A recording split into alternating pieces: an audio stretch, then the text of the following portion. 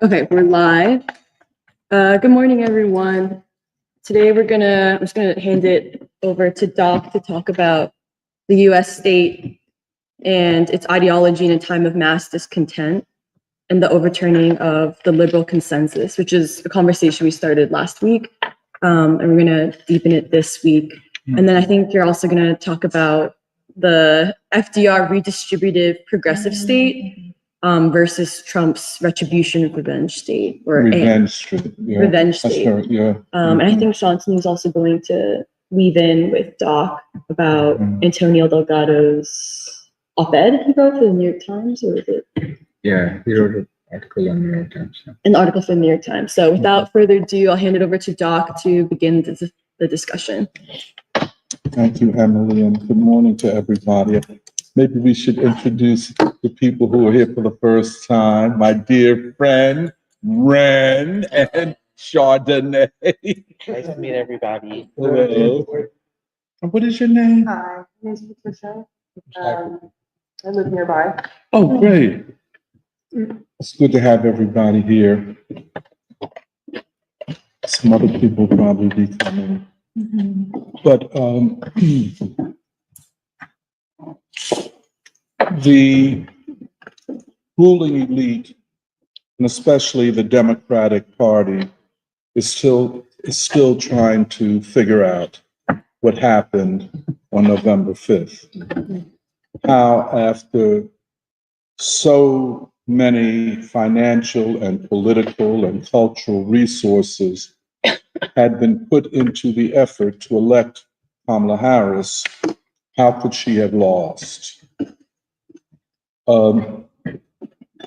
And if you read the opinion pages of any major newspaper in the United States, you are hearing from all of these people. We haven't heard, I know we haven't heard from Michelle or Barack Obama, which I want to talk about. And I don't think we've heard too much from Nancy Pelosi or Hillary Clinton, these major players, people, and we'll come back to this, that played a huge role in the coup d'etat that ousted Joe Biden. And we're going to come back to that question too. But columnists and opinion writers in the newspapers, some of them Democratic parties, strategists, and pollsters, are trying to make sense of what happened. But more than make sense of what happened, they're trying to figure out what comes now, what comes next. And I consider what we do here to be a part of that. Our emphasis and our anchor is not the ruling elite, but we look at all of this from the standpoint of the people, which I hope to explain. However, one wishes to look at the election and what is now taking place, I think it is fair to say that the nation has entered a new era in its ideological and political history, a new moment in the history of the US state and its various formations, and thus a new stage in the struggle for democracy, for a new people's democracy.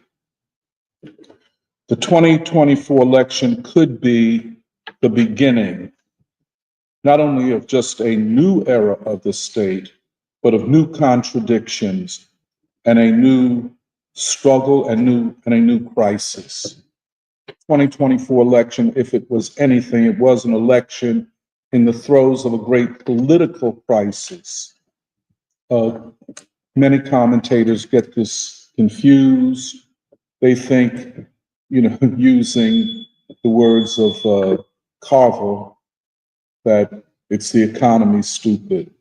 Well, this was not the economy stupid. This was perhaps the most political election, presidential election in many decades. The history of the U.S. state. Here I wish to make clear from the beginning that the U.S. state is not the same as the U.S. government. The U.S. state is a far more permanent set of institutions upon which the U.S. is governed. Let me put that another way. It is the U.S. state that anchors the government and not the government that determines the state.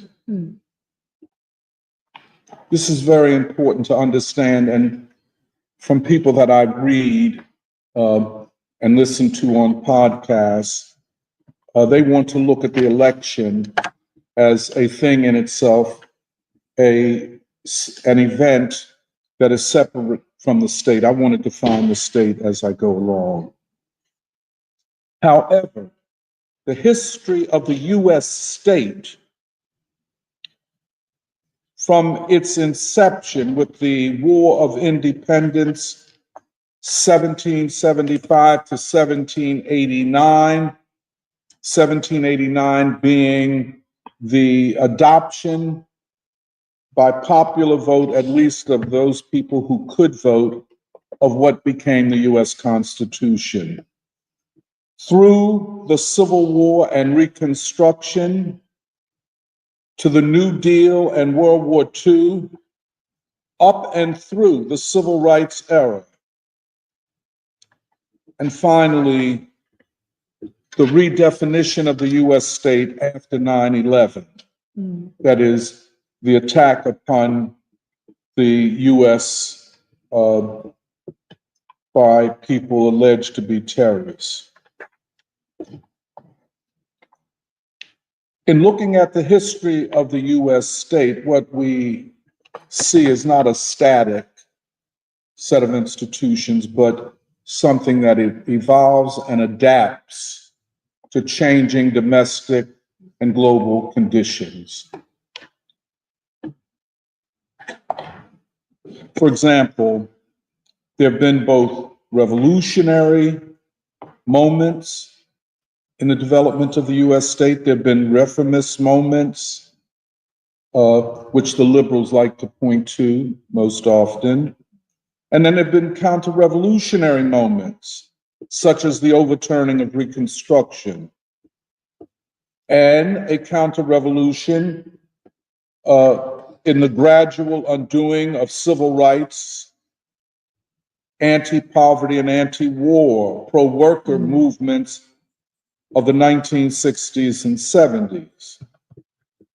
Perhaps the final moment in the evolution and crystallization of the U.S. state, coming after the undoing of the whole civil rights and anti-poverty and anti-war period, the crystallization of that counter-revolution came with 9/11.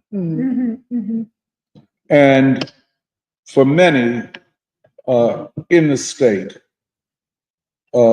especially the intelligence services, the military, and of course intellectuals, 9/11 was an opportunity to redefine the state and to take it from what we will call, and I'll explain this later, a welfare state, a state concerned with the welfare of the citizens, to a completely warfare state, a state committed completely to war and domestic repression. That is, making dissent a criminal act, as it were.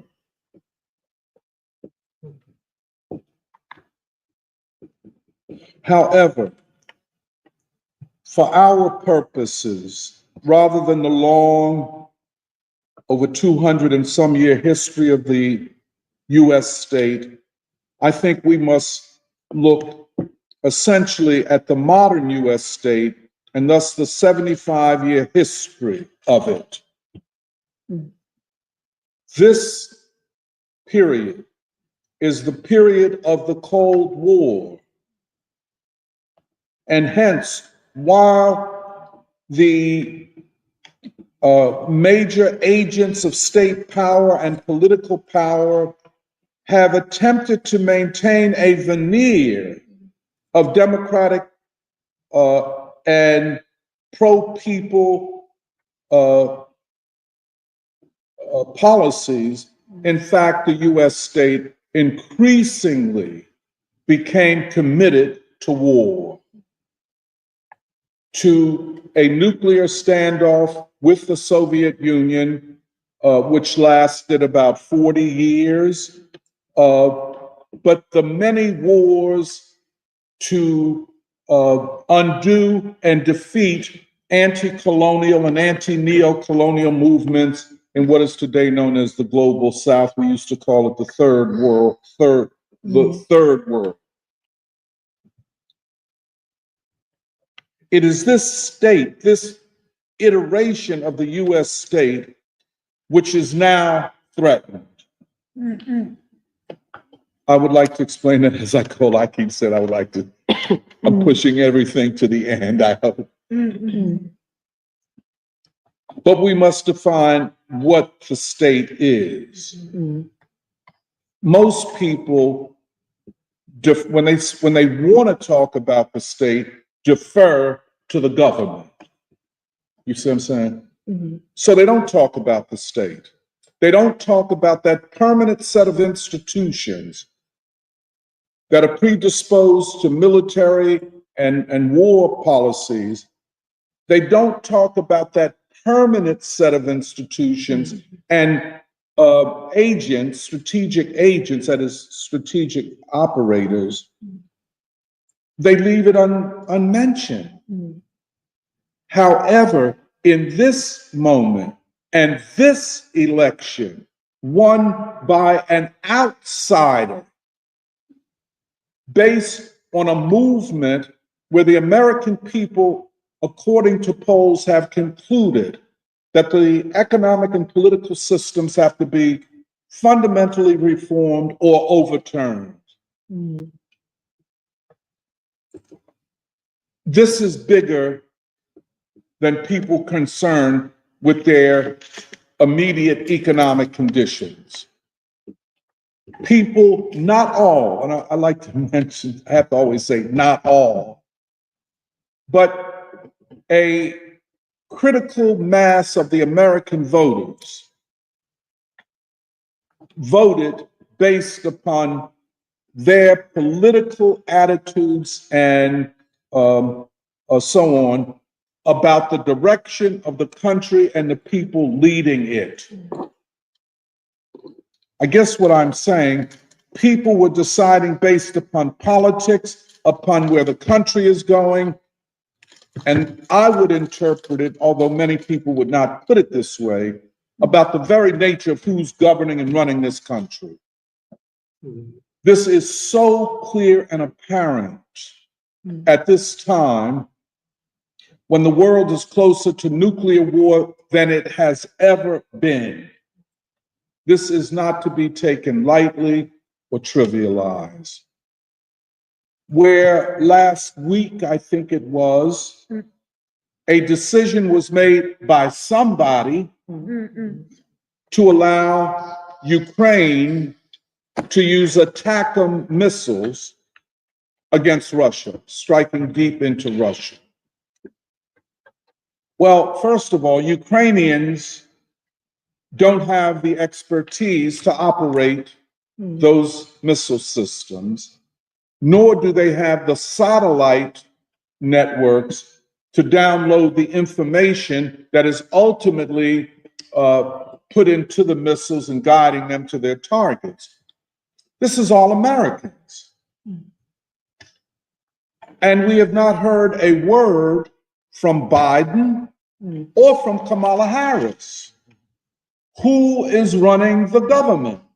And who made this decision to go to the brink of nuclear war? Vladimir Putin, the president of Russia, spoke to the Russian people. Sergei Lavrov, their foreign minister, a person high up in their government, has spoken on this.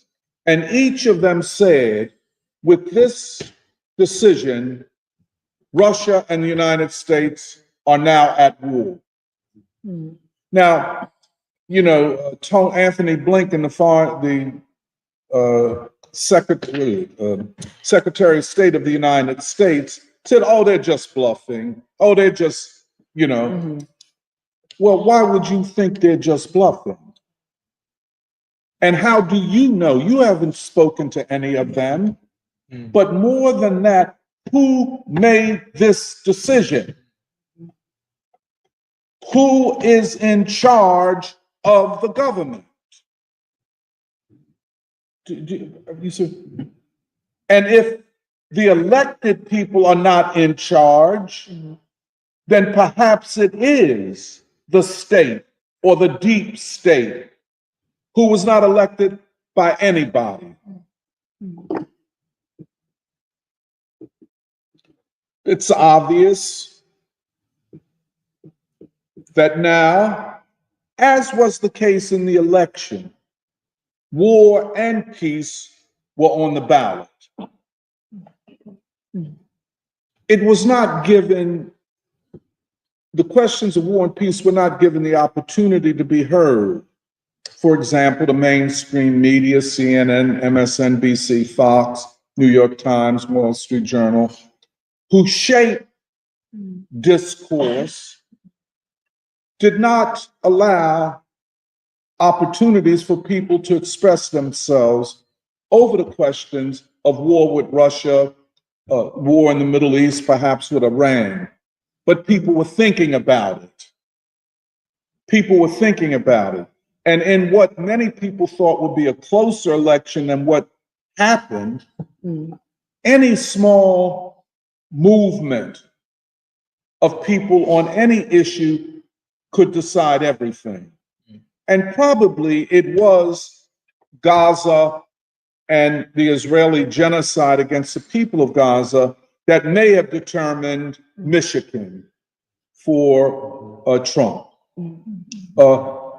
I know here in Philadelphia that the Black radio talk show, which exists to dummy Black people down, and I'm convinced, I know the players, I mean, it is not to elevate Black people's engagement with the issues of the time, but to keep us as dumb and as backward as possible. But they, in that function, they overlap with the ruling elite itself, which if they are to continue to rule as they have, they need the support of Black folks. And the Black political class here in Philadelphia and around the country, in Chicago, Detroit, anywhere you want to go, Atlanta, exists to give the appearance that the Democratic Party is the party of civil rights and of Black people. And in establishing that, at least in the thinking of Black people, you establish that anything other than voting for Democrats is a betrayal of the Black civil rights movement. Does that make sense? If you cut away all the BS and you take, let us say, of Reverend Al Sharpton, and I say seriously, and when I say seriously, not as an intellectual, but as a political player, or you take Jesse Jackson in his fading years, their function is to herd Black people into the Democratic Party without the opportunity for discourse or criticism. If you vote for Kamala Harris, that's on you. If you like Barack Obama, beautiful. I might not. Does that make me a traitor to Black people, or are you a traitor to Black people? And to decide it, let's have a discussion. But the Black radio station, and I can name names I'm not going to, exists to herd Black people into the Democratic Party, irrespective of questions of war and peace, mass incarceration, poverty, and so on. As we have said, the Democratic Party, rather than being the party of civil rights, is a major institution of white supremacy with good PR to make us believe. And then as they trot out the Al Sharptons and the Beyoncés like Beyonce got something to tell me about politics, or Magic Johnson, you know what I'm saying? Or Megan Thee Stallion. And what that got to do with a rational political discussion? It really is demeaning to Black folk, and they know it. They know it, and they responded appropriately. I'm going to tell you about here in Philly. But anyway, indeed, I'll just say this again: we are on the edge of nuclear war, and this is no BS. I'm not being hyperbolic, nor am I exaggerating. We are closer to nuclear war than ever in the history of nuclear weapons. In fact, there's an admiral, a rear admiral, person of some stature in the US military, who recently said that we have to be prepared to wage nuclear war with Russia.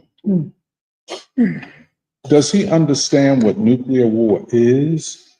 It is Armageddon. It's the end of the world, in effect. It's nuclear winter. And if US nuclear weapons strike Russia, they will respond. And the weapons, the nuclear weapons of this time, there is no defense against. People say, well, our defense system will knock down all of the weapons. No, they won't. There are no defenses against these hypersonic weapons.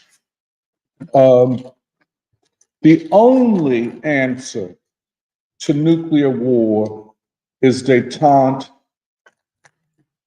disarmament, and peaceful coexistence.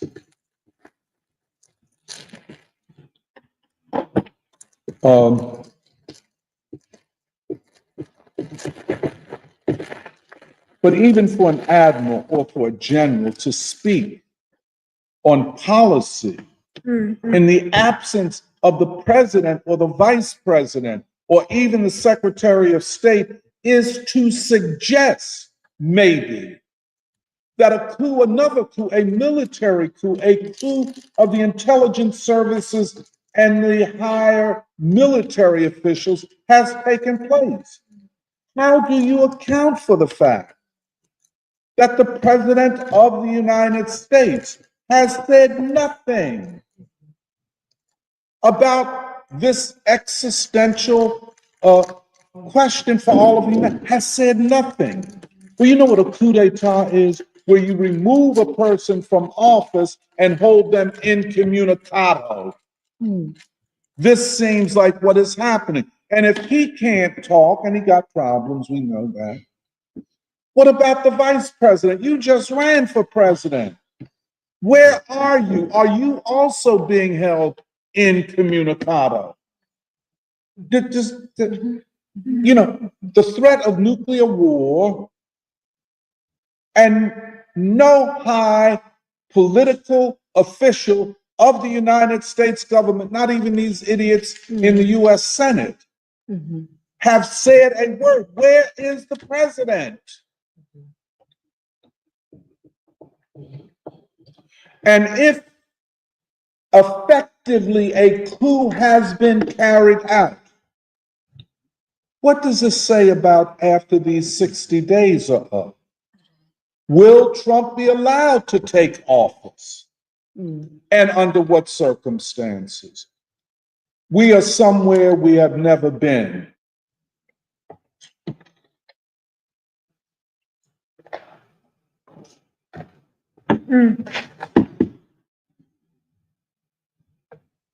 The president of Russia said that the US and Russia are effectively at war. Throughout the whole Cold War, throughout the entire Cold War, no president or high official of the United States or of Russia, then the Soviet Union, has made such a statement. Never been said by a Russian leader that we are at war with the United States. And that this brings us to the brink of nuclear war. And again, I don't want to seem too emotional about this. Where is the president? Who speaks for the nation? Where is the vice president?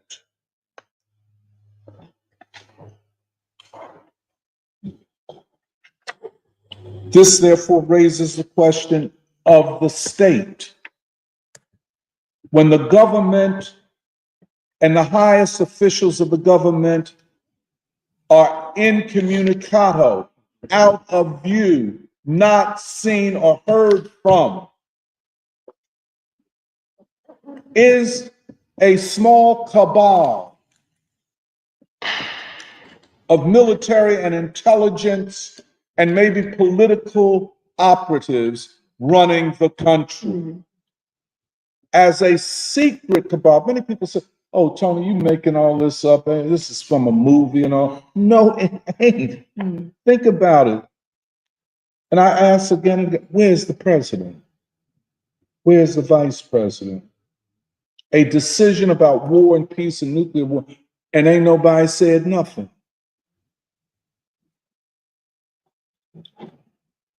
Now, the state, let me define what I mean by the state. As I said, it is a complex arrangement of institutions, both military, intelligence, corporate institutions that operate based upon a consensus, but not always in agreement. But it also includes universities, especially the elite ones. Part of the dissatisfaction that you all have felt with your educations is not because you all just got bad attitudes or whatever. It is because the universities have been taken over by elements loyal to the state. And that either you go along with the ideological agenda of the university, hence of the state, or you're going to have a hard time. And so they can make changes to the window dressing of the university. They can give you Black studies. They can give you gender studies. They can give you queer studies.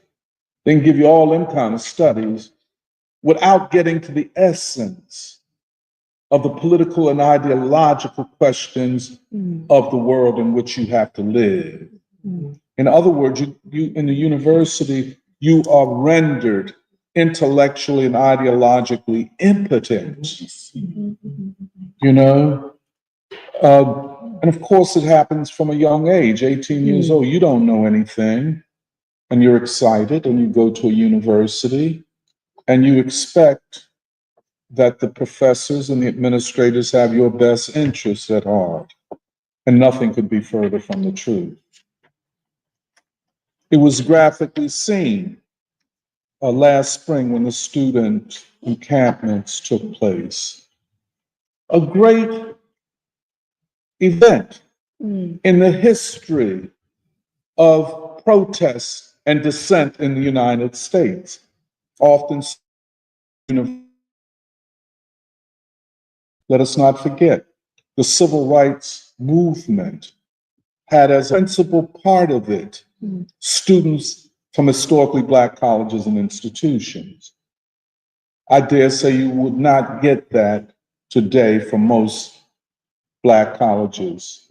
And I went to one, and the one I went to, I ain't at all happy with the dumbing down of the curriculum, with the abdication of responsibility on the part of administrators, professors who would do better to get a job cleaning the bathroom down at the convention center. They're intellectually barren.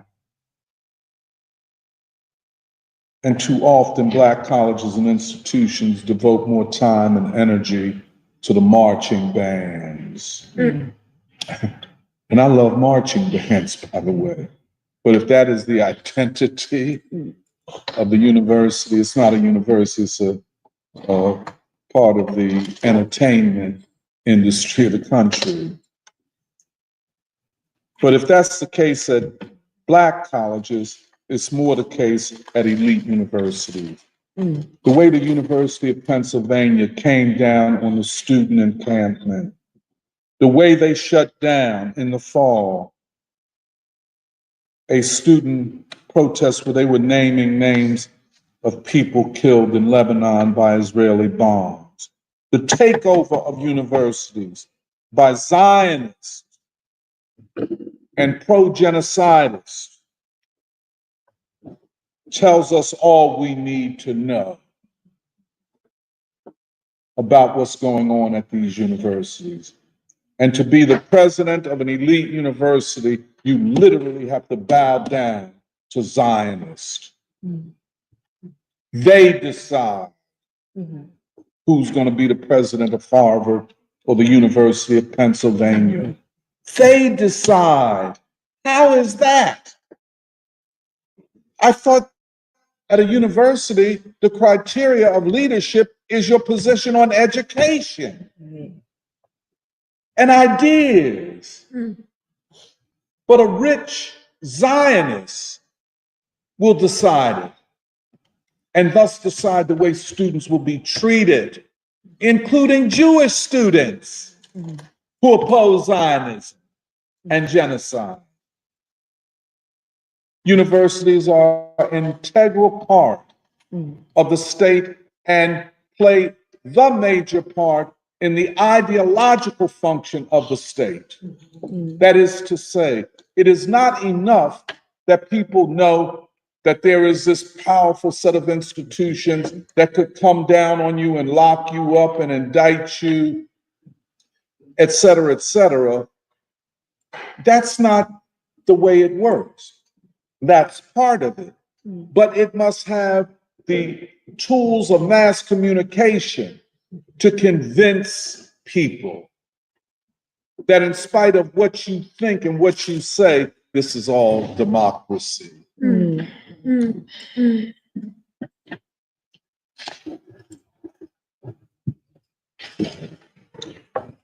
Democratic Party has the upper hand in the control and management of the state, not as a party, but as a mechanism to develop what I call strategic agents, strategic operatives of the state. For example, we're now looking at Trump trying to put together his cabinet. And it looks in many ways, it looks ridiculous, some of the appointments. I think unless you understand something about this, which I will get to in a minute. But no matter who he appoints or who any president appoints as the secretary of this or the secretary of that, they don't run nothing. It's the permanent state, the permanent people that run these institutions, be it the State Department, the Defense Department, and then the networks around that. The ideological consensus of the US state is a liberal consensus, by which I'm saying, don't think that the word liberal means just or pro people or kind or no. Liberalism, again, is an ideology that goes back about 300 years, is actually the banner under which the bourgeois revolutions of Europe were carried out. So you can be a, quote, conservative and still be a liberal. Liberalism is an ideology, first and foremost, of the state. It is connected to political theorizing. I'll go a little quicker.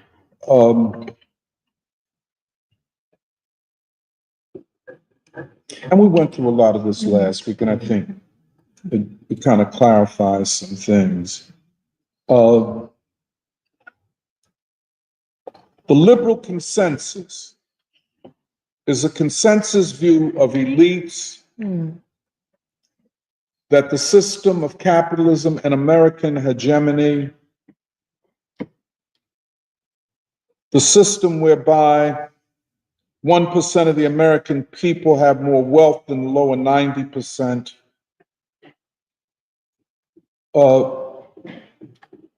that the situation that we describe as a dark and tragic landscape for the majority of American people, especially Black folk, that this is democracy and hence normal. And we can all make it if we try hard enough. Look at Magic Johnson, or look at beyond, you want to see how to make it, try to become Megan the Stallion, somebody like that. You can lift yourself up by your bootstraps, maybe by your thumb. Be a stripper. You know what I'm saying? Prostitute yourself out, belittle yourself. Be an agent of be an agent of female spectacle. You know what I'm saying? You can make it too. Just get a butt implant. This is what they're saying to tens of millions of young girls. I'm telling you, I know I'm a parent and a grandparent, and I know the struggle to raise children in this environment. Can I protect my daughters from all of these images? Why does my granddaughter have to be exposed to, even Beyonce, as far as I'm concerned? Why are women sexualized while you get the same women saying, I'm fighting for the right to make a choice about my own body? Well, yeah, you are. But what about all of this? But I'll come back to that. But this is all a part of the ideological and cultural function of the state. I just want to talk about the two forms of state power that we have known over the last 75 years. And these are broad categories. First is what we call the welfare state. This goes back to the New Deal and Franklin Roosevelt. It was seeing the state as a mechanism of the redistribution of social and economic wealth, income, education, that the state cannot leave it up to the market, cannot leave it up to individuals, cannot leave it up to philanthropy of the rich or the church. That the state, through the government, must redistribute wealth and income from the rich to the working class and poor. It must redistribute the possibilities for education and other social benefits, roads, housing. The state must become, in this construal, a mechanism for doing away with poverty and homelessness and hunger, especially among children. The welfare state comes as close as it can to what we have called the state of the whole people. That would govern based upon a social contract with the people, a kind of fulfillment of a general will of the people. On the opposite side, and here I'm talking primarily about the United States, the welfare state, which was put in place and many people hoped after World War II would continue to develop. I know my parents did. They really did. And hence, my father's lifelong loyalty, uncritical loyalty to the Democratic Party. Because for them, the Democratic Party was Franklin Roosevelt. You see what I'm saying? Just like the Congress Party in India is the party of Gandhi, of the freedom struggle. Or the Communist Party in China is the party of the liberation of China from dynastic rule, from imperial, you know what I'm saying? You know, you can be as mad or as glad at Mao Zedong as you want to be. But he represented the era of freedom, of the freedom struggle. And so it was with Franklin Roosevelt. You know, all of these social security, they didn't do Medicare back then, but social security, minimum wage, the right of workers to organize, that is all the New Deal. And the poor looked with gratitude upon that and were hoping all of my life growing up, even though I couldn't explain it, I was, well, why y'all gonna continue, you know, whatever I would say. For them, it was like, we can never abandon the party of Franklin Roosevelt. And that's the way people, ordinary people are, loyal, you know. But then the Cold War begins. And that is where the United States, just to define what the Cold War was and is, was a struggle over whether or not the formerly colonized people of Africa and Asia would be free. And the standoff with the Soviet Union is that the Soviet Union tended to be on the side of the freedom of colonial peoples. The United States was on the side of finding a way to reconstitute the old European colonial powers and system in a neo-colonial way.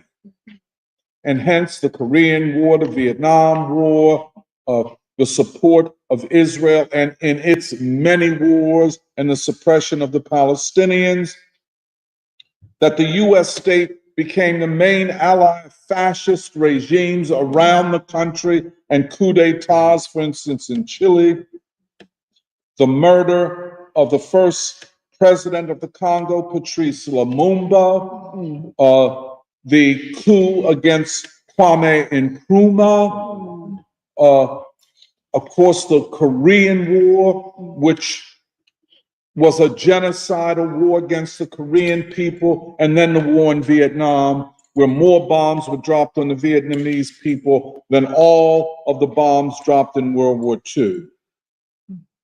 That is the warfare state.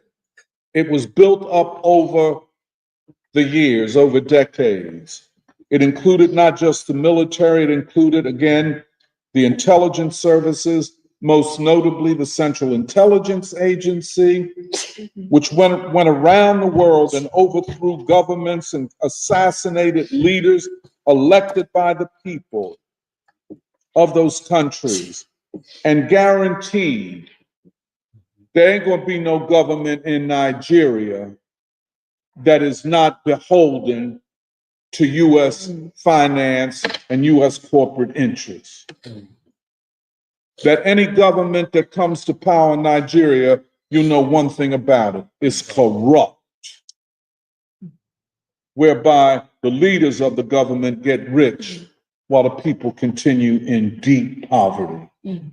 And frankly, no part of the world has suffered the way Africa has in this neo-colonial reconstitution of the former colonial world. We could just name the great leaders who were killed, and great leaders were produced. The Marion Ngawabes, the Patrice Lumumbas, the Kwame Nkrumahs, and on and on. Modibo Keita, Sekou Touré, some of the great figures of the anti-colonial struggle, assassinated, overthrown by the CIA, and put in their place corrupt, immoral bums who rob the countries blind. You got a rich country like Nigeria with all that oil. Well, why are the people still so poor? Because y'all done robbed them blind, and in return you can send your son and daughter to Harvard University. 54 African countries don't make no sense. Too many countries. But it's the divide and conquer policy of neocolonialism.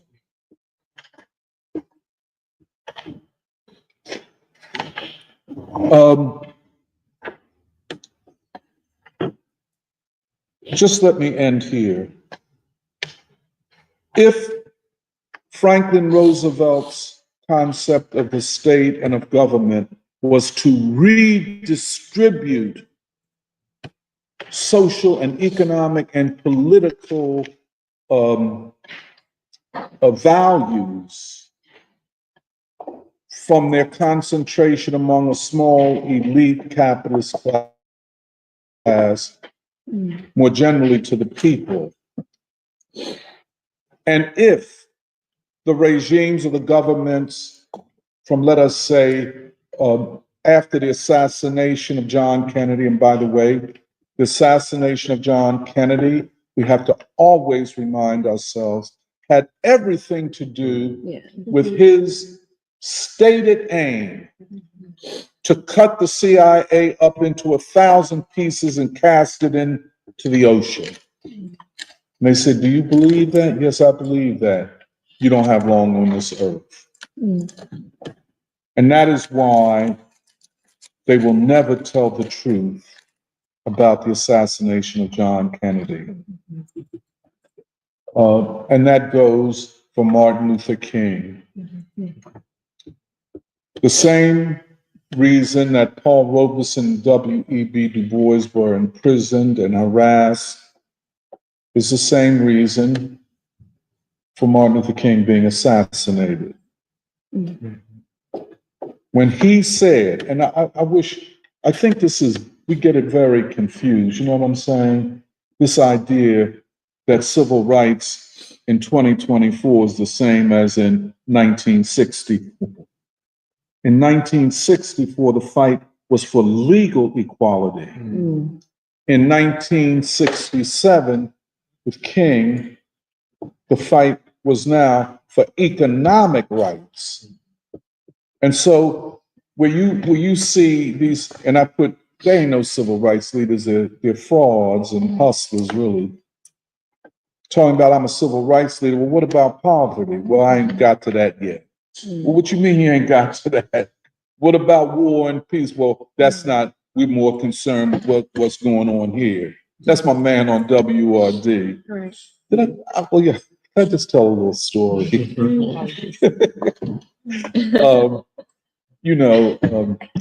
I'm friends with the owner of WURD, the Black Talk Radio, which, there's a lot going on, nickel and dime espionage. So we attended Kamala Harris's last rally before the election here in Philly. And I saw her there. And, we're friends. And she said, Tony, after this is all over, why don't you come on and give us your assessment of the election? This has been about a month now. I ain't heard nothing because they lost. They lost. And they know how I think, kind of. And she even had to think about what show I would be even allowed to go on because hands could get thrown. You know what I'm saying? It gets that tight. But I say that, well, I just say that as I don't know why I say it. But anyway, civil rights is inseparable from the struggle for peace. It is inseparable from the struggle against the military-industrial complex. You cannot be a civil rights leader and always cavorting with these corporate and political figures more than you have anything to do with the ordinary grassroots person. They are not civil rights leaders, and the Democratic Party has not inherited the mantle of civil rights. I recently did an interview with Margaret Kimberly, and I tried to establish that the 2024 election was an election in and of crisis, that the day after the election is as important as the day of the election, that the struggle for who would win the election of 2024 continues and will continue, because at the end of the day, on the agenda, although not on the ballot, was the question of the nature of the U.S. state. And if Franklin Roosevelt's state was the redistributive state, the Donald Trump state is the state of revenge and retribution. Now, I don't think anybody should get it twisted. If you are an ordinary working man or woman, an ordinary poor person, a young person, you should not feel threatened by this conflict over the nature of the state and who will hold power in the state. The warfare state had to be broken up. The state that emerges after 9/11, and I don't know if people realize that a whole architecture of laws under the Patriot Act, this whole thing of a national intelligence department, this thing that Edward Snowden revealed and had to flee the country, that all of us are under surveillance. You think it's just the radicals?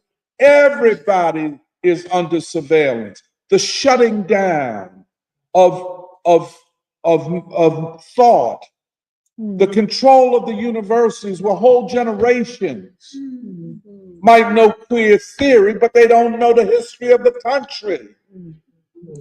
You understand what I'm saying? You might know, and forgive me if anybody take this one, you might know bell hooks, but you don't know James Baldwin. They're not equal.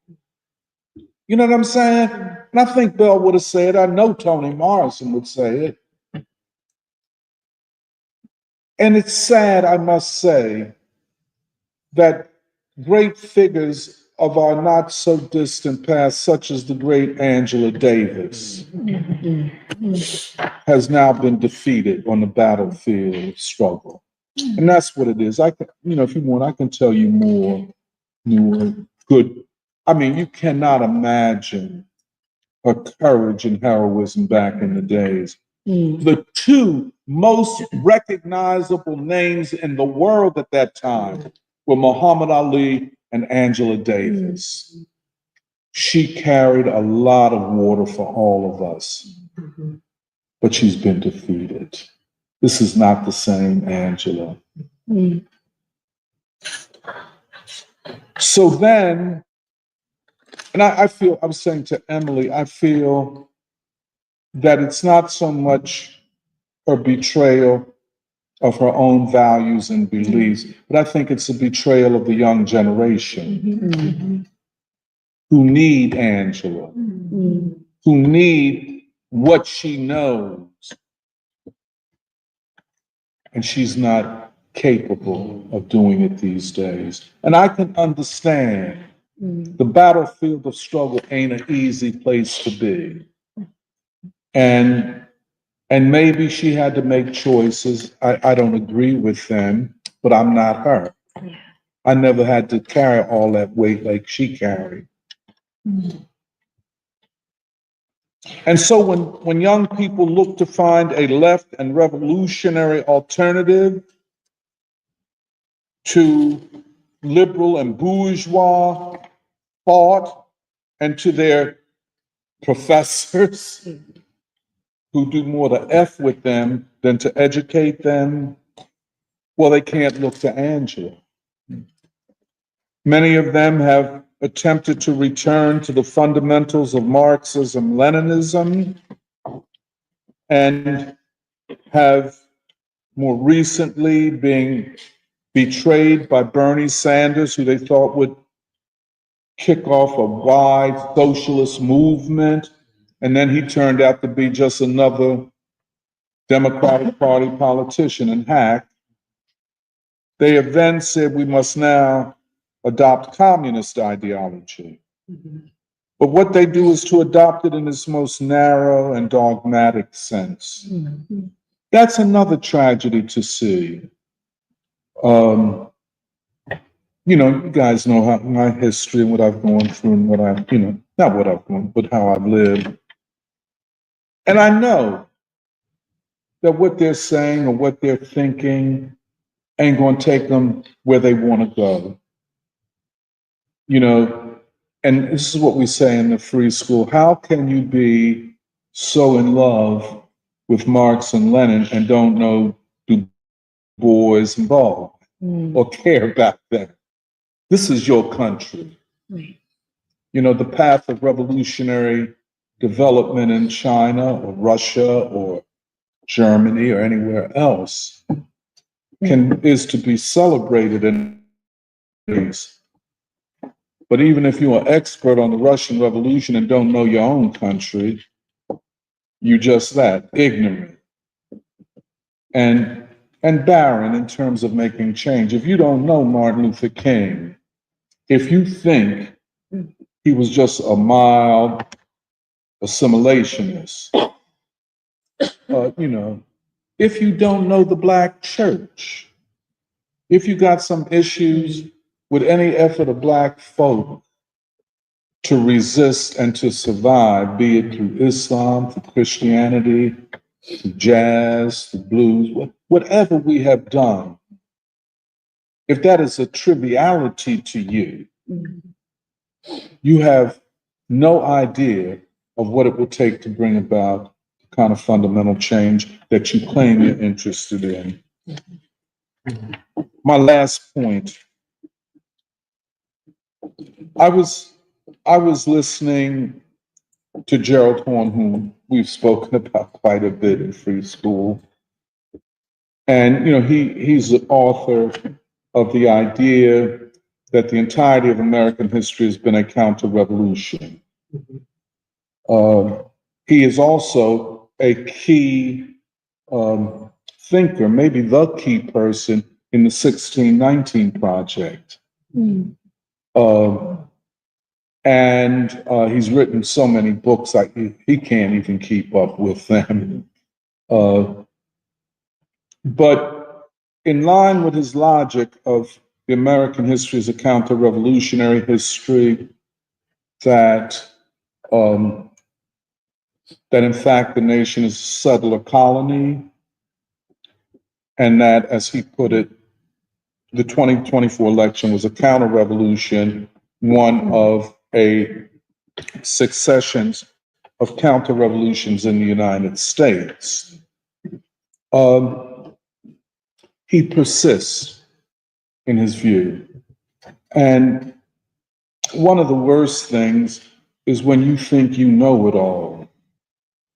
You don't need to consult nobody because don't nobody know as much as you do. You have everything to teach and nothing to learn from anybody. And so at the end, and I know Gerald so well, and I admire I don't admire all of his scholarship. I don't think it's that good. But a lot of things, I admire his work ethic, I'll put it that way.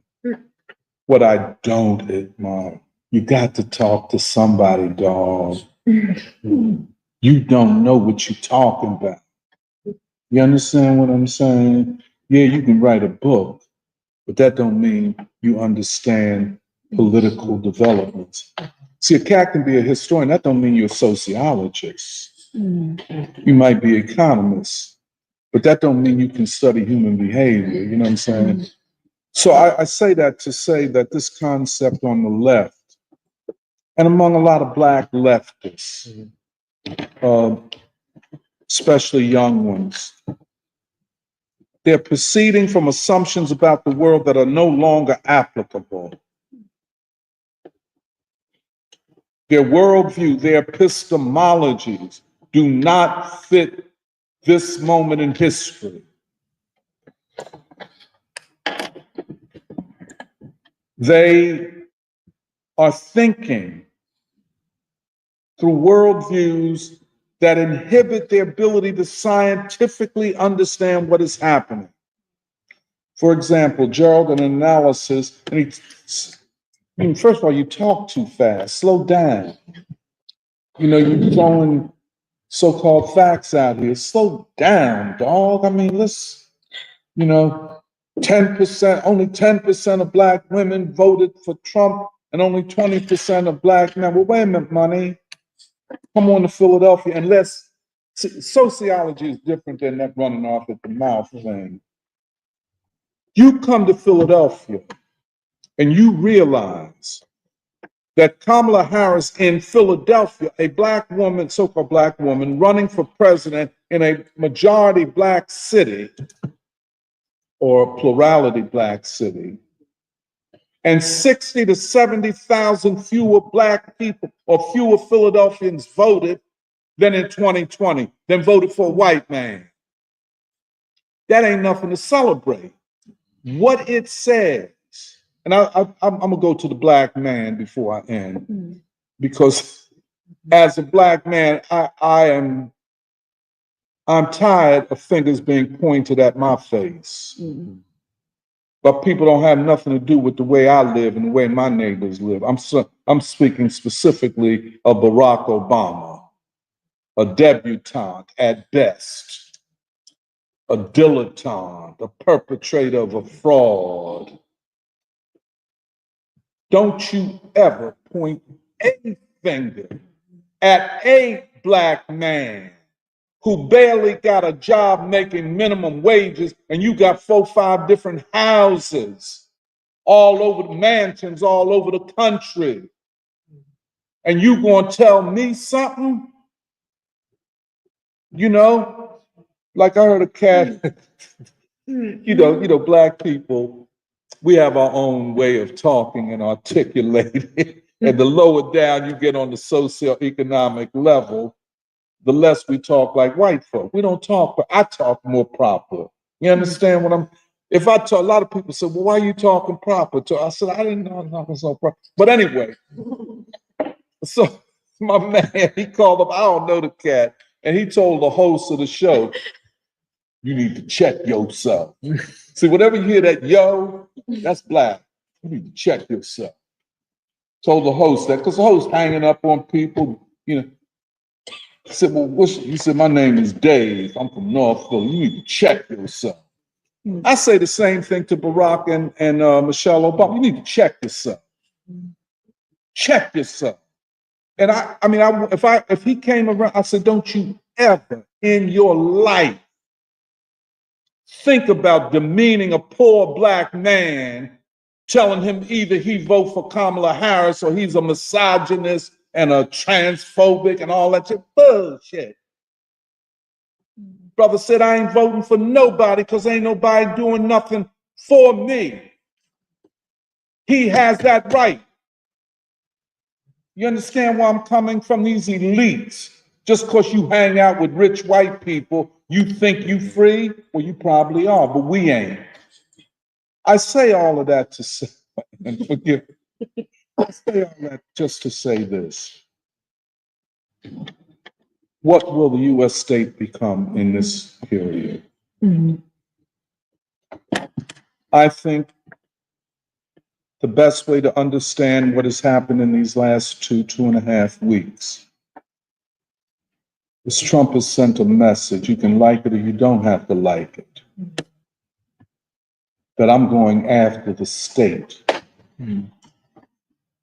When he put Tulsi Gabbard as a head of the Department of National Intelligence, you know, that department is composed of 18 intelligence agencies. Mm.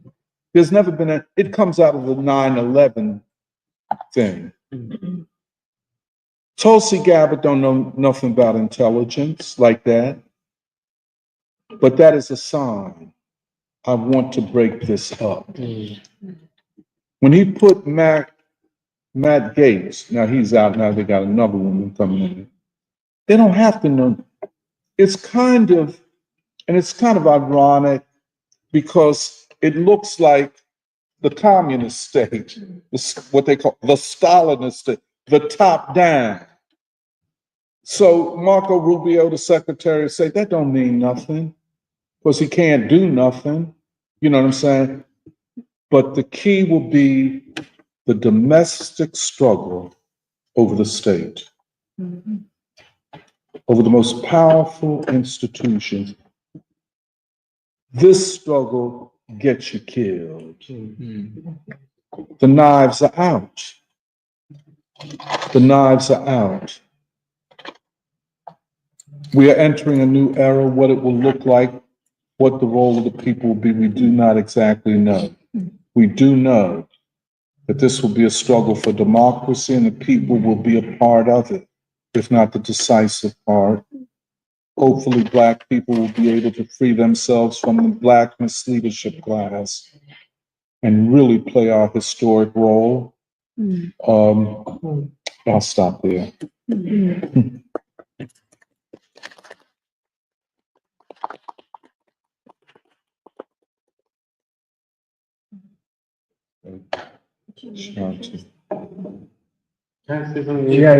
Maybe we can discuss this and then we can.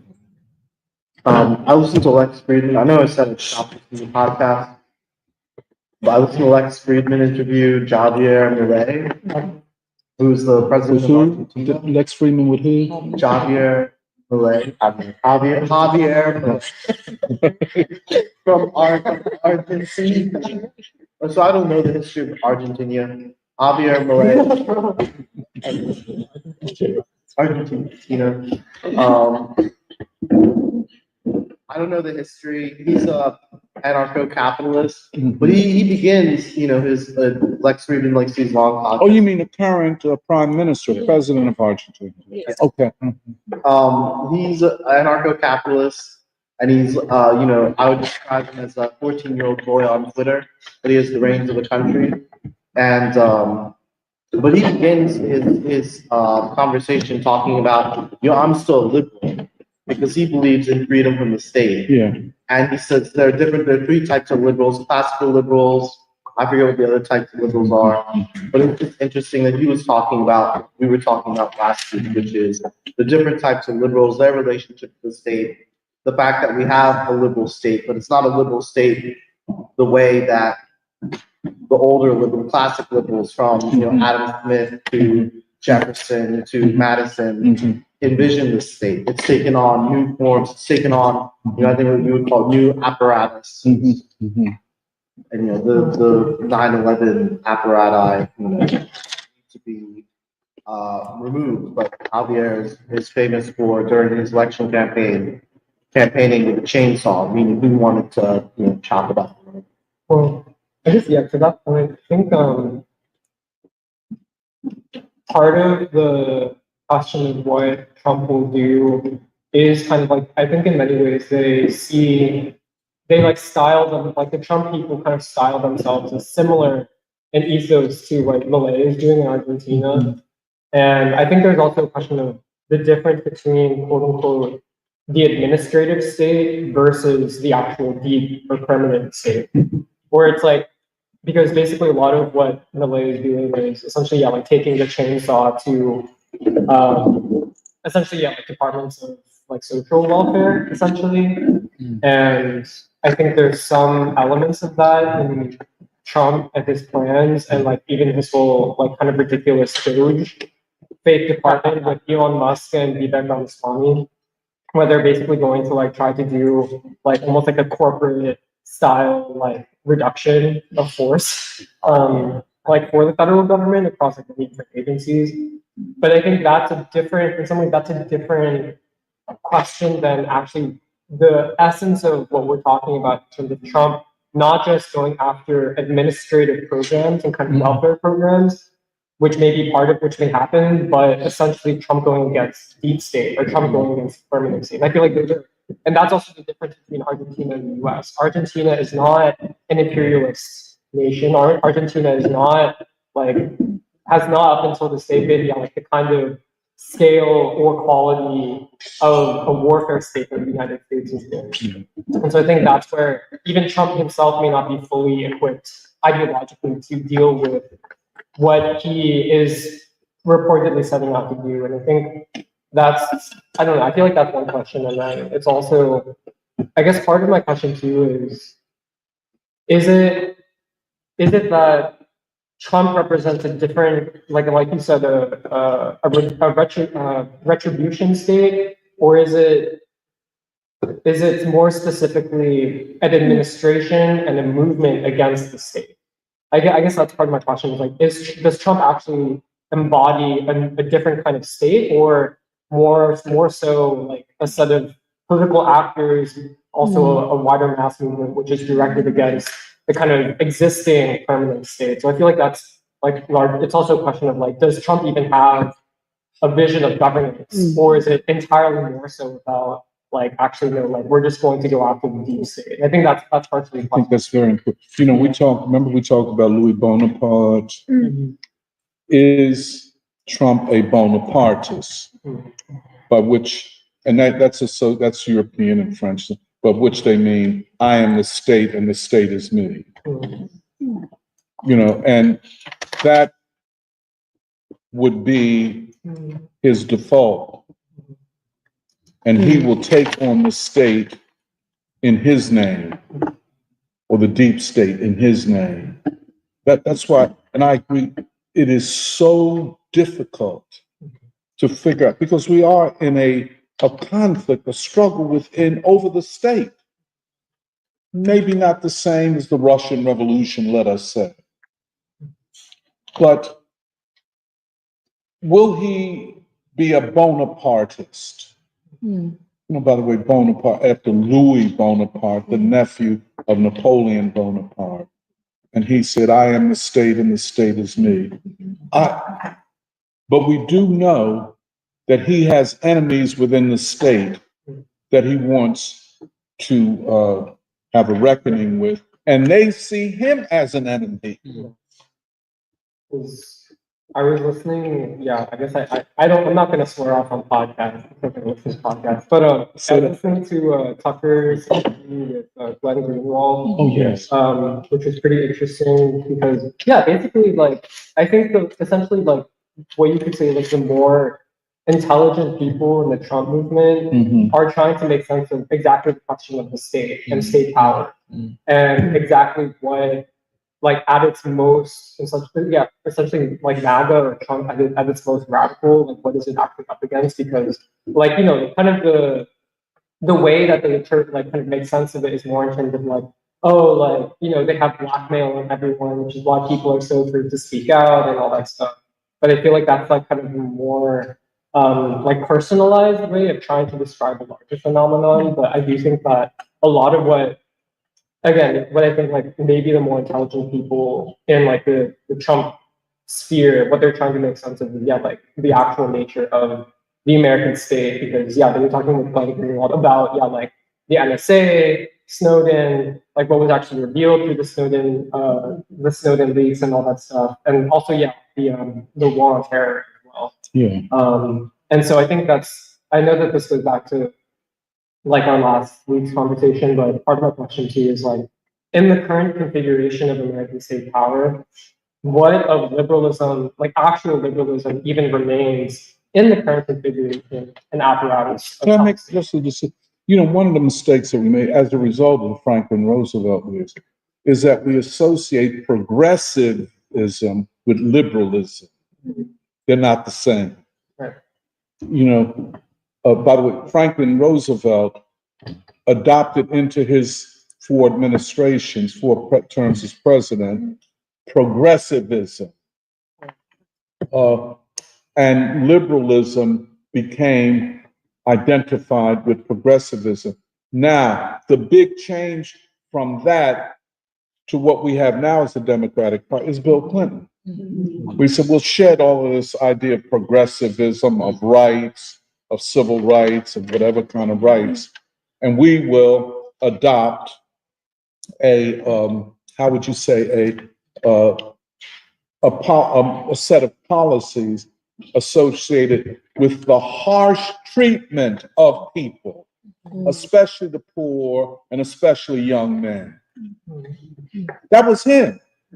So you could never again, although with Barack Obama, they've tried to have the image of progressivism while still pursuing wars and coup d'etats and huge military spending and so on. But in terms of being a party of progressivism, which I think Shantanu will talk about, it becomes a party of neoliberalism, which means global economic markets and the redistribution of wealth and income upward.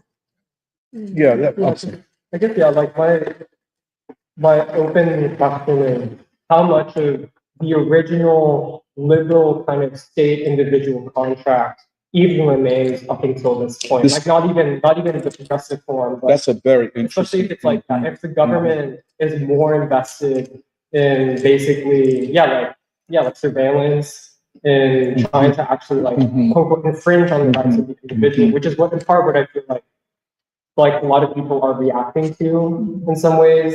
It's like like how much, even while it's attempting to preserve liberalism as a general ideology, it seems like it has to in many ways like revert to like essentially what are like anti-liberal or would seem to be anti-liberal means in order to protect quote unquote the liberal state or the liberal consensus. Yeah, well, I think that the state, like this is just what I was thinking about as well, but I think that the state is as liberal as it is democratic. You know, it was founded on similar ideals of liberalism and democracy, and then, like you said, in order to protect those same things, you had to employ anti-democratic, anti-liberal means, and and that is the kind of state that we are in today. Striving towards certain values while also not following those values at the same time, but giving this impression that the whole of society is still democratic, it's still liberal.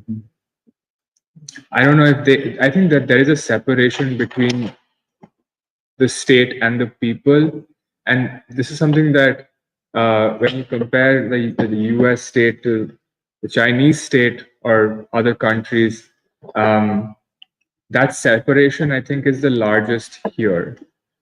there's a very large separation between the state and the people, where the state thinks that it can function differently from the rest of the country. But yeah, if I can just talk about, well, like Doc said, a lot of people have been trying to like publish in these different newspapers their response to Trump's election. And compared to the first time, I feel like where the response was, oh, how could this have happened? This time the response is, why did this happen? And there have been several people who have written about why this has happened, including journalists like Nicholas Kristof and other Democratic senators like Tom Suozzi, who I heard on Morning Joe as well, I think yesterday. But the guy I want to talk about is the Lieutenant Governor of New York. His name is Antonio Delgado, and he wrote this opinion piece in the New York Times saying, which was titled, "Democrats, it's time to say goodbye to our neoliberal era." Now, and then, Doc sent me this video on YouTube where he was invited on Morning Joe.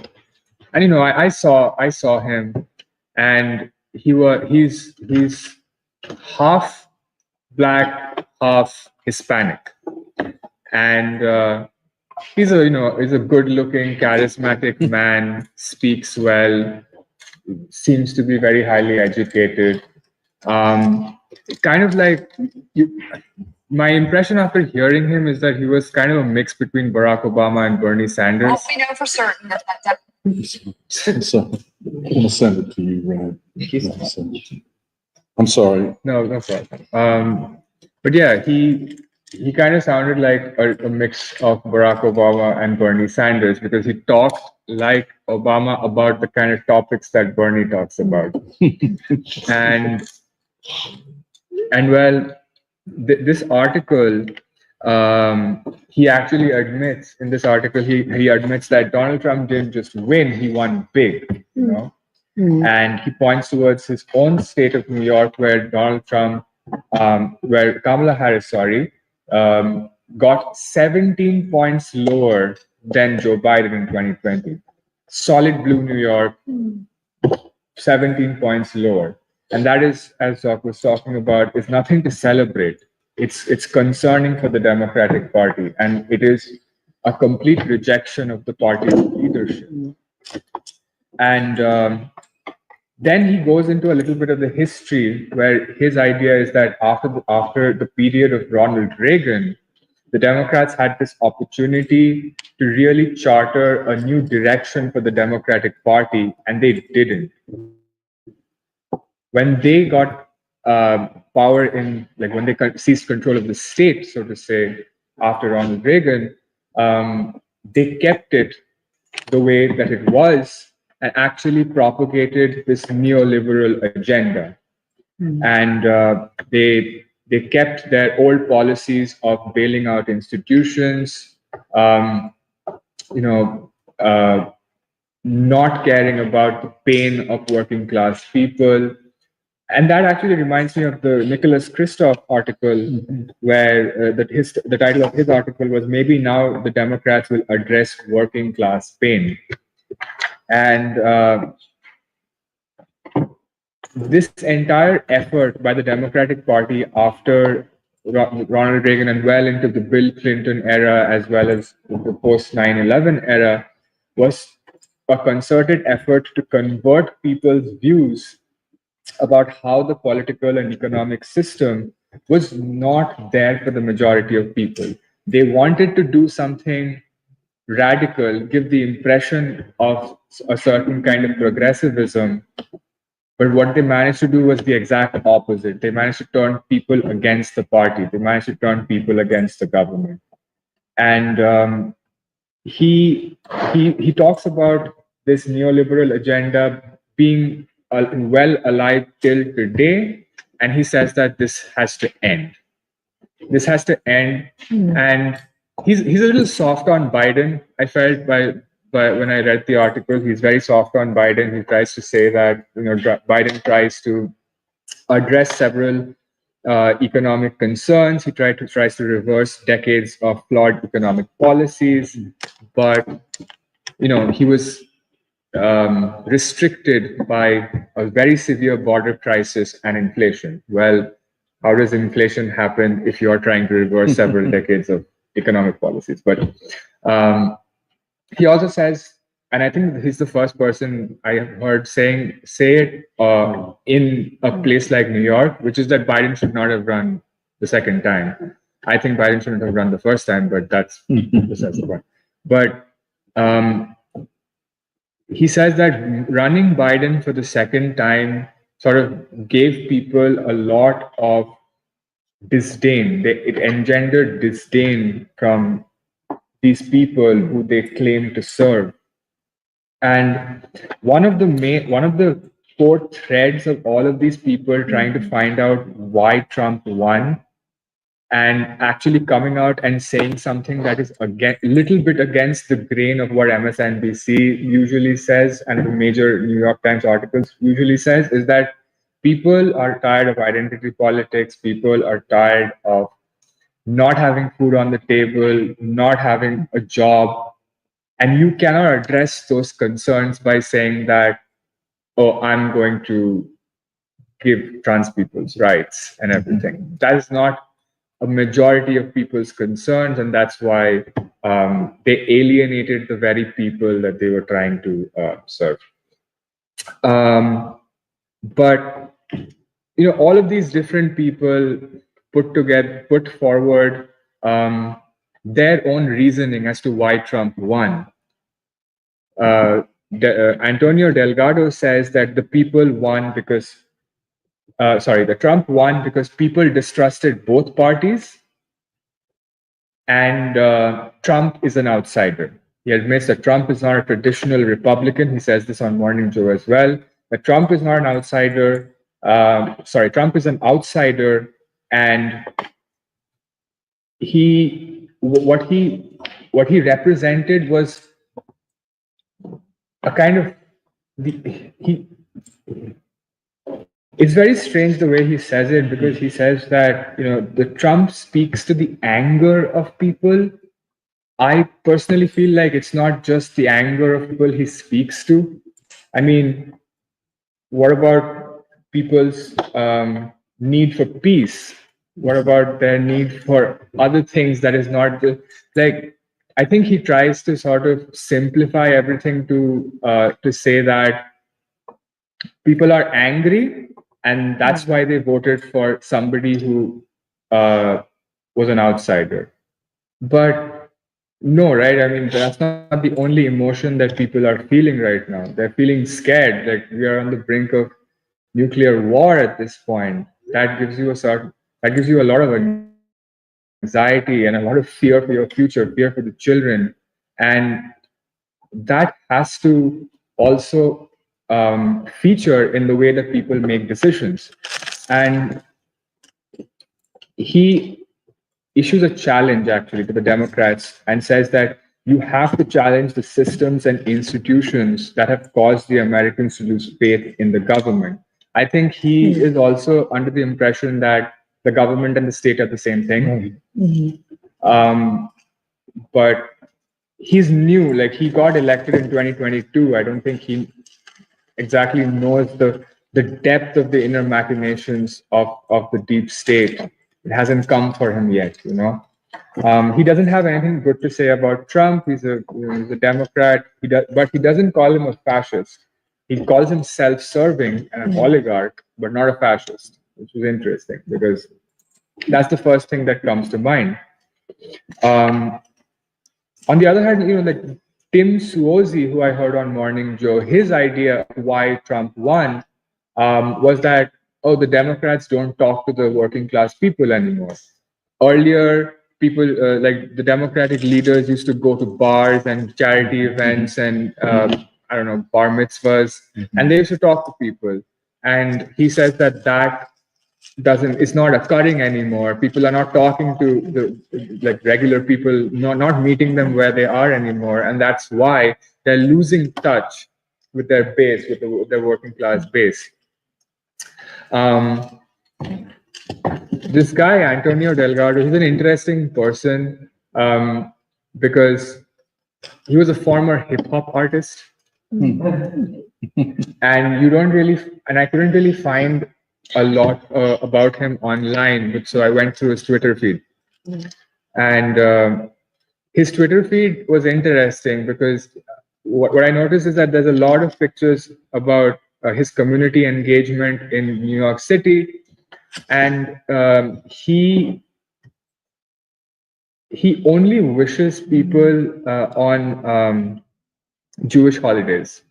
The only one? He only writes a message to his followers on Jewish holidays, like Rosh Hashanah or Yom Kippur, and I'm like, okay, that's interesting.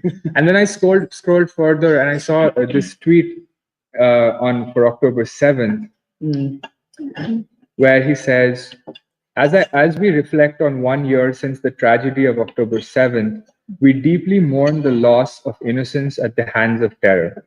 We pray for the safe return of all the hostages, and we remain steadfast in our commitment to ending the violence that has taken far too many lives. I don't think he has a good position on Palestine. I was quite upset because he also quotes King after this and says that destructive means cannot bring about constructive ends. Well, yes, if you're talking about Israel, but he doesn't talk a lot about the Israel-Palestine issue except in these terms, like, okay, I'm very separate from this issue, and so I'm just going to say the party line, which is give back the hostages, Hamas is a terrorist organization, blah blah blah. But what I found is that in his 2021-2022 campaign for New York City Lieutenant Governor, his top contributor was this platform. I don't know if you know what it's called, the Democracy Engine. Well, one of the things that he's very vocal about on Morning Joe is that, okay, we have to stop the contribution of big money in politics. We cannot have politics being run by money. We have to focus on like these social welfare programs and not give in to people who would want something else for their greed. We have to address widening inequality, and we cannot be afraid to upset the donor class and the lobbyists, and we have to stick to our principles. So I was quite impressed when he said that. And then I went to his donations page, and I saw that he got the most amount of money from this platform called Democracy Engine. And this platform is actually one of the platforms which was utilized to bring down Jamal Bowman. Like, it raised money for that cause, and it kind of allows unpopular PACs to obscure their donations to certain candidates. It also lists APAC as a client on their LinkedIn page. So I really needed to ask the question about how this person who talks a lot about ending the role of money in politics, does he know where his own donations come from, and from hearing him on Morning Joe, I got the feeling that he is inclined to believe that, yes, people have made the choice that they have made in electing Donald Trump, but they are kind of misguided. And Trump is speaking to their anger, and that is what motivates them to go and vote for him. All in all, I found his article to be very interesting because it was the first one that I had read which actually poses a challenge to the neoliberal world order, a challenge to this old group of people who are at the top of the Democratic Party, he says, no, they have to come down. A new, younger generation has to come and take his place, take their place. But he reminded me too much of Barack Obama. This young, charismatic black man who wants to come, take over, but then do whatever the state wants him to do, and I also think, apart from him being very blind on the whole Palestine issue, quoting King in areas that are not necessary for him to be quoted, I also don't think that he really understands Black people. Looking through his Twitter feed, like, he does a lot of community engagement, but it feels a little performative. I don't know that, I might be wrong. But in essence, yeah, person to look at, because he seems to be a kind of person who himself is a little confused. He has the right ideas, but doesn't know really how to carry them out.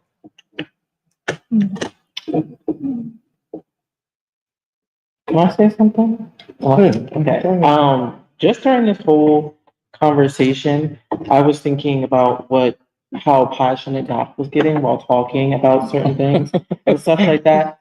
And it was making me think how, as a Black man in America, experiencing all the things that we've been talking about, how frustrating it, and this is not a diss to anybody at the table who's not a Black man, but I'm just saying it's frustrating to listen to people talk about these topics, because when we're talking about like the deep state, the government, people, and then we have to remember Black people are underneath the people, because the precipice or the genesis of American society is slavery. So when we're talking about these topics, it almost confuses me, where people are like, oh, they were surprised that Trump got elected. Why were they surprised? Like, as a Black person during the pandemic, where we could not speak to each other, during the inflation of people running to stores buying bread, and Black people are always the last people to not to get to the resources, but we were the first people to understand that the resources are going to be sought after. So there's this kind of inequitable ladder that Black people cannot climb, but we always understand Trump was going to get elected because he was set up to get elected. That's how it was working. That's how it was understanding. And then we're talking about like neoliberalism, and then we're talking about half Black, half Hispanic. I mean, and then Doc bringing up Nigeria, which I think is always something that we should talk about in America's destabilization of third world countries or developing countries, whatever you want to say. And as a half Nigerian, half Haitian, I think that it's very interesting to discuss Nigeria, but also as Haiti as well. In 1804, we became the first Black republic, and we paid for that ever since. Haiti has been destabilized by not just France, but America as well. I mean, people in Haiti think America that is this great and beautiful place. They still think that. My cousins who are living there dealing with gun violence, gang violence from Kenya, just to destabilize them even more and be more divisive. But that's really besides the point. Just speaking about America as a whole, I don't understand how people can write these op-eds and be confused, or maybe they're just staying moderate like liberals do or neoliberals do, about how Trump got elected, because they are complicit in it. I mean, people act as if there wasn't a predisposed kind of coming together of the deep state in general to prop someone who is as ill-informed as Trump up to be president. The people that are ill-informed, that are going to these Kamala Harris rallies, things like that, they, as you said, Doc, are going to these things, and what are they taking from these rallies? What are people taking from these rallies? What are we doing with the information that we're going to get? And I think it makes me upset as a Black person when we have these conversations, because we've been having these conversations for years. So I understand why Angela Davis is tired. I would be tired too. I'm 26 and I'm tired. So it's just like, it's very frustrating, and I don't know what to do with that, because I feel like as a community, like, things like this are important, and we're having these horizontal conversations between each other, because we're all probably part of the same class and stuff like that. But it just is frustrating as a Black person when we have these conversations and we're listening to people write these articles and use these big words. Let's use layman terms and understand the community and like navigate that before we start looking to prop someone up to give us kind of advice, because we're living the experience every day. We have the power. We have the understanding, we have the education, whether that means you have a degree or not, it doesn't necessarily mean anything. But what you're feeling, what you know, what you experience on your daily basis is what you have to go off, and your community as well. Hey, can I add to that? No, I think that's a very interesting question. I think the difficulty lies in something that Doc you'd also mentioned about the permanent state, including academia, and whether you like it or not, people have already been propped up to disseminate theory that basically dominates the ideological landscape to begin with. So a lot of young people, and we face this trying to do a reading group for the year of Baldwin on Penn's campus, is that it's not so much a question, I think, and I was thinking about this when Shantanu, you were giving your presentation on that article also, simply because that article I remember reading, I was not impressed at all, simply because he's trying to talk about the end of the neoliberal era, but he doesn't at all have the question of war and peace, in his analysis. And so his idea of challenging the Democratic Party to me seems superficial and definitely a case of trying to adjust or, do damage control on the narrative of what the Democratic Party is going to tell the people going forward, but no essential change really, because he's just basically saying, oh, we need to make some reforms for in the economy and so on and so forth, but no question of war and definitely no question of genocide. But the reason why all of these people who are trying to assess this moment and try and, pose their solutions for what, the path forward should look like, the reason why it is important to go through them and understand what they're saying is, I think we have also been led to this moment in history by overly relying on theory that was pushed by academia, that was pushed by intellectuals. And so in response to what you were saying, because I feel similarly, like you said, very frustrated by the blindness of some of these articles trying to analyze what went wrong.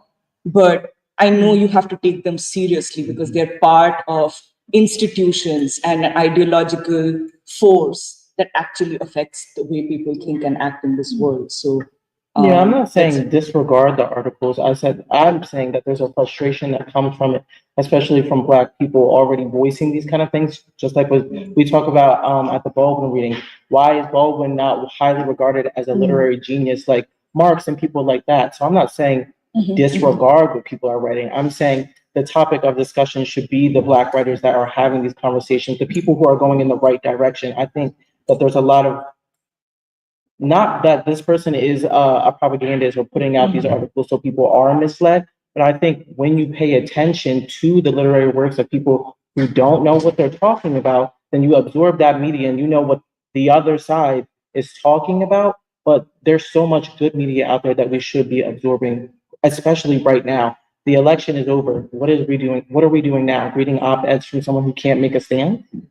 Well, I feel like what Doc said as well, it's, part of academia is to perpetually gaslight Black people. Yes. So, like when you ask an African American, I think white African Americans have come to the point where it's almost a humorous event, something like a Trump election, is because we are hyper aware of the fact that the deep state is built upon a system of total racism. And it can't be muddled or dirtied by the kind of stacking of liberal beliefs. I think that's why Kamala was so offensive, right? There's something so offensive, like to sell, because she's not an African American, right? And I think it is important that she's a Black person and a woman of color, an educated, accomplished woman, but she's not an African American. She's not a descendant of American atrocity and doesn't have an investment in the advancement of our people in the same way. So to sell her as like this African American or like Black woman savior was like that final slap in the face that I think caused that massive rift in election results. And then I can also say that Black people are also this perpetual mule for democracy. Like if we don't do it, it all crumbles. So I think in the end, like the pointing of the 10% Black women and the 20% Black male is also a really disappointing aspect of these op-eds and these articles that are asking what happened. So I loved your comment on, well, don't ask us what happened. It's a shame that we end up being a part of this continuous responsibility of failed democracy that we're also hyper aware of does not serve us, which is also interesting when we get into spaces of like POC unity, or we're talking or we're getting into community with immigrants, and we're also perpetually gaslit in these spaces when it comes to even the conversation of this being about economics. To me, it was like from the first conversation, it becomes like is our dissent like so unobvious, is the constant foot on the neck of African Americans and Black, but very specifically African American people in this country, so muddled in the dirt that our conversations are so pushed away that someone could even ask what has happened here. So obviously Trump being in representation of white supremacy is the reason why. Well, I actually thought the significance of the op-ed that Chauncey was bringing up is that it's clear that this guy in particular is trying to be, his call for like it's time for the young generation to come up, is that he is trying to say, okay, Kamala Harris failed, like I'm trying to go into the running of being the next face of the Democratic Party. But he's not actually serious, because what was clarifying about your intro, Doc, is that the state, like the unelected part of what we consider like the people who are governing or ruling the country, the unelected permanent part went from a welfare state with FDR, redistributive welfare, like redistributing power, resources from the state to the people, going into like a warfare state. Because the issue with, like, I think it's significant that now that in some ways there's a power vacuum in the Democratic Party, because everyone fucked up. Everyone knows we fucked up, we lost. And everyone's just trying to figure out what the next deployment of a new PR, what a new PR campaign will look like. It's the same thing with my union. Like, even my union knows they fucked up. Like, why is it that your union members who pay your dues didn't vote for the candidate you want? Like, you endorsed. And so right now, internally, even in my union, across the unions, is the question of like, oh, how do we change our messaging? But that's the thing with this guy too. It's not about a new message, a new face, a new banner. It's not about messaging or PR anymore. It's about a fundamental change in the state. Like, I feel like the election results showed that the American people are dissatisfied, unhappy with what they perceive as a warfare state, and including a candidate, like you were saying, like Kamala Harris, who clearly was not even interested in being serious about stopping the genocide in Palestine, because you are vice president, it's your administration perpetuating genocide. So you can say all you want about, like, I support a ceasefire, but then when push comes to shove, you're not going to separate from the fact that Zionists who control the universities, who fund a lot of politicians, basically control the state in America and control the state in Israel, that there's no actual break. And so, like, I don't know, that was the clarifying part to me, was that really what defines the crisis today is that the American people are against, more than them simply saying Trump is my guy. What they're saying is, I'm against what I perceive as a permanent, unelected state that's a warfare state. And I think that's I think that was really clarifying in what you were saying, Doc. And the other thing I think you brought up is it was kind of funny the way you were saying, like, basically when you were giving your intro, I was thinking about how, like, in a lot of ways, the crisis, which is also like the opportunity today, is the overturning of this liberal consensus of the state, like, which isn't just governments, but it's, the intelligence, the military, the universities, the media, news. And like, in some ways, it's what the left or socialists would, like, basically it's their dream. Like, hey, this is the time, right, for the revolution, like a redetermining of the state. But the problem is that it's almost like, the problem is it's not enough. I think we're at a point where people have said, no, I don't want the warfare state anymore. But the question is, what do you say yes to? Yes. And I guess the last point I want to say is just the role of universities, because like some of us went to Swarthmore to see Angela Davis speak. She spoke at Swarthmore this past Wednesday. And like, to me, what stood out is actually the students who were asking questions, like the young people asking questions. It was the same energy you got from basically the movement in here in Philly, even the encampments, all the protests of so many young people who, it doesn't matter how political or not they were coming out into the streets in the encampment saying, like, I am not only against the genocide in Palestine, but like whatever this university thinks, whatever authority they think they have over me and my brain, my mind, like I'm cutting off. And I think the significance of that is like all the questions that students were asking Angela was basically because they were looking for answers. They were like, what's an alternative to the way I'm being educated in this university? They were acknowledging that I'm not interested in the ideology of this university because I think, without saying it, they're like, this ideology wants to assimilate me into a state that I fundamentally disagree with because I disagree with the genocide in Palestine.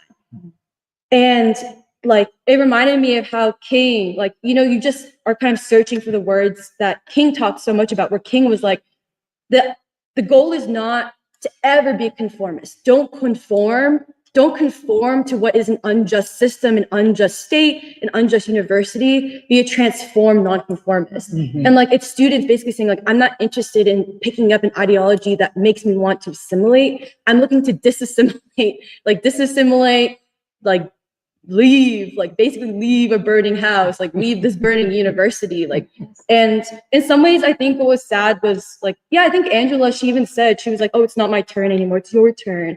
But here were young people who were like, no, Angela, tell us the answer. Where do we go from here? Like they're even asking, like, do you think our demand should be concretely forcing Swarthmore to disinvest from all unethical investments? Like not just in Israel, but like anywhere, everywhere, these corporations, like they're all part of this apparatus that we are now calling the permanent warfare state. And I wish Angela had just said yes. She's like, yes. But instead she said, think about preserving this institution, preserving these seats in the auditorium. And I think in some ways it was her being really cautious about how to instruct young people in this time. Yeah. Just want to Oh, go ahead. You No, go no, ahead. no, you go ahead. You know, I didn't go to the lecture, but I talked to you about it, and I talked to Kathy about it also. And I knew Angela. I came up with Angela in the Communist Party, well,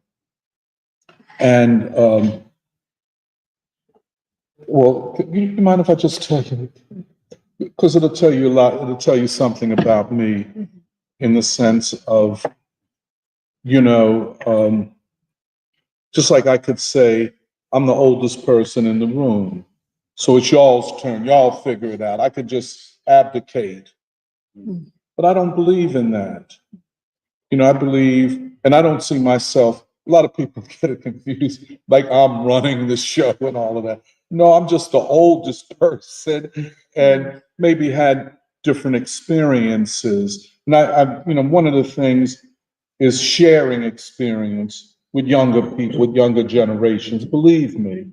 And I'm going a little long, but one of the things that I always wanted when I was younger is for older people with more experience to be more upfront. You know what I'm saying? It's always hedging and, well, it's your turn now. But what is that telling me? My turn? Yeah, I know. But can you help me with this? Since because experience is a great teacher. And you cannot imagine the courage that Angela exemplified. I mean, she got out of prison immediately. She's running for vice president on the Communist Party ticket. And a world movement. It was she and Muhammad Ali, the best known people in the world for obvious reasons. But then, and I was telling them, and I was telling Eddie too, that, because, they asked me, well, why is Angela not what she was, And I said, well, I think there were personal things. I remember two of her best friends were killed. Well, one was the wife died in a fire. The husband was cooking, and the house caught on fire, and the wife died. And a year to the day after that, the husband committed suicide. I know that was a blow to her. But then I know the death of Henry Winston was a blow to her.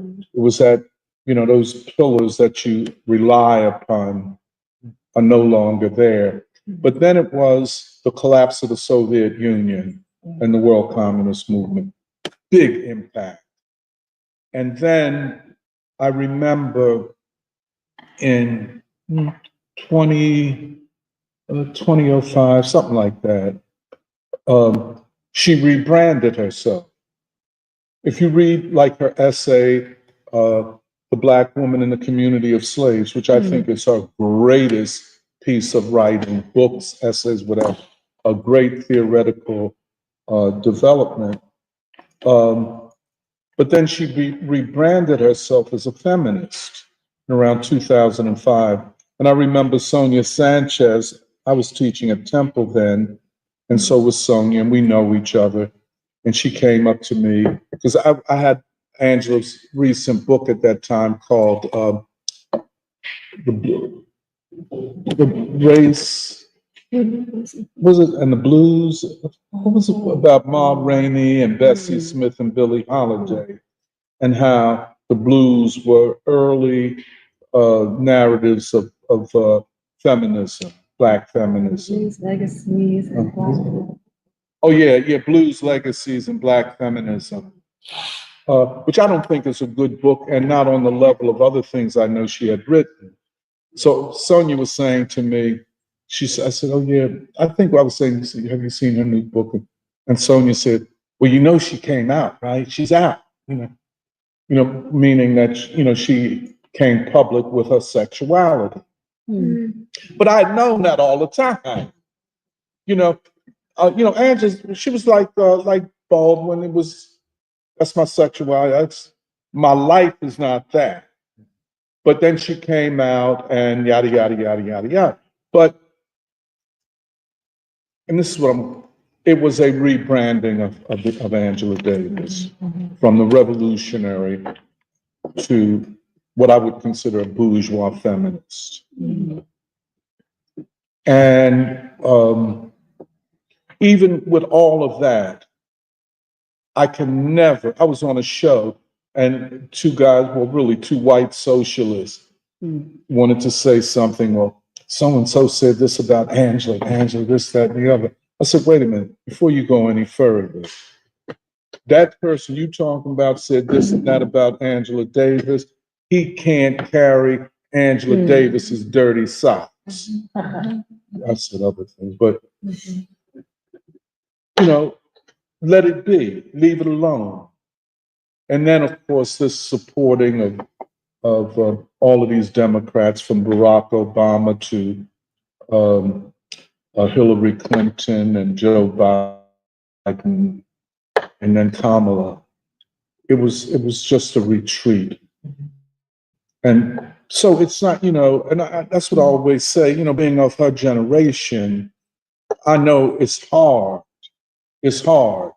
But then this is why I kind of disagree with you on this one.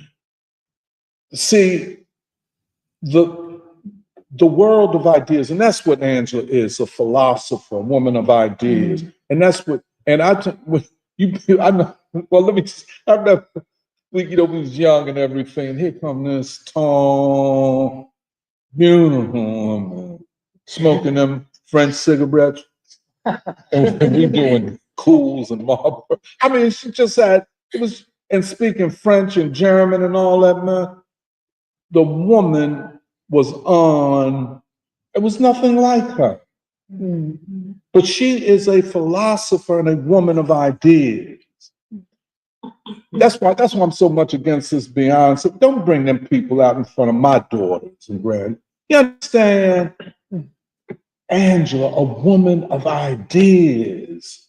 because ideas move history, and she moved history through ideas. And that was not just because there were many people. There was Erica Huggins. There was a lot of Black Panther women who had gone to jail in similar situations. But why did the world see this something different in Angela? Because she's that great woman of ideas. Same with Du. But, and this is hurtful to me when they tell me, because Jerry has asked me, you going out there? I said, no, you go ahead. And because I said, you're going to be disappointed. I know what you want, but it's not there no more. And it happens. You understand what I'm saying?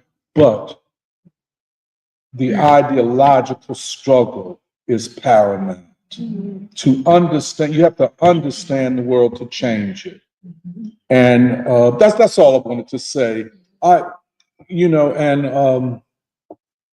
can only imagine what it is like for you all being in your 20s and 30s and attempting to draw upon the past to inform the present. That's a lot. And I felt I didn't have an Angela Davis to be my role model like y'all, but I honestly, now this is, and I haven't spoken to Angela about this, but I think she's betraying the future. I mean, for me, Angela, you don't have to support no Kamala Harris, no genocide shit. Just stand, you be Angela Davis, because Kamala ain't on your level. Barack Obama ain't on your level. And that's where I feel the mistake is made. And even in her discussion, from what I get from you, Emily, about armed struggle and the anti-fascist front, well, she would not have been saying that had Kamala won. And I think that's a terrible mistake. Because what we are faced with is what I tried to say. We are faced with a contradiction and a struggle within the state, the likes of which we have never seen in this country. We are literally entering a new era. Will we ever be able to go back to, quote, politics as usual? I don't think so. And so it's a matter of preparation for this long march, this long struggle. And we need everybody that we can, especially people from the previous generation who can bring whatever experience we have and then combine it with the experiences of the younger generation, the courage to produce the new. Well, something that was very clarifying about seeing Angela was her continual kind of reference point and where she came back to with Herbert Marcuse. Herbert Marcuse. And that was really the only intellectual that she kept coming back to. Because, Marcuse was her mentor. I think people who went, but both in undergrad and then later on, it seems like in Germany. And I think I don't know, I just feel like something a lot of like academics, like the subtext of everything that they say, whether it's Angela Davis or especially the other person who's part of the discussion, I forget who's Lucius Outlaw, who's at Vanderbilt, went to undergrad at Fisk, kind of like in the midst of the civil rights movement and stuff. But a lot of the subtext, I think, for a lot of academics is that they're always trying to justify their own existence. And that is how I feel like a lot of our professors reacted to us back in the day when we were in undergrad, was that like we were challenging them, but essentially we were challenging the basic kind of premise upon which they had staked their own lives. And I think it was really, in some ways, very clarifying to hear Angela, because the phrase that she used from Marcuse, who I got it from this other German student, was the long march through institutions.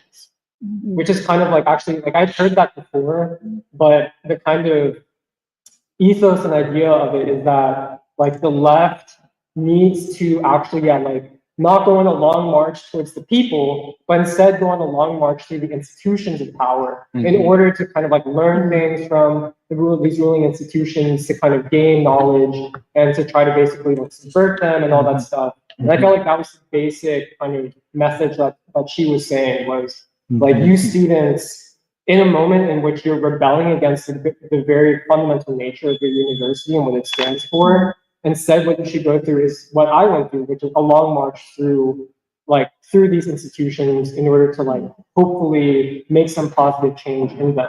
Yeah. And I feel like the choice that we made, and I think that it's a choice that faces many of these students today, is like, I don't want to go on that long march. Like, I remember like we were part of, a few of us were part of a seminar at Cornell when we went to undergrad.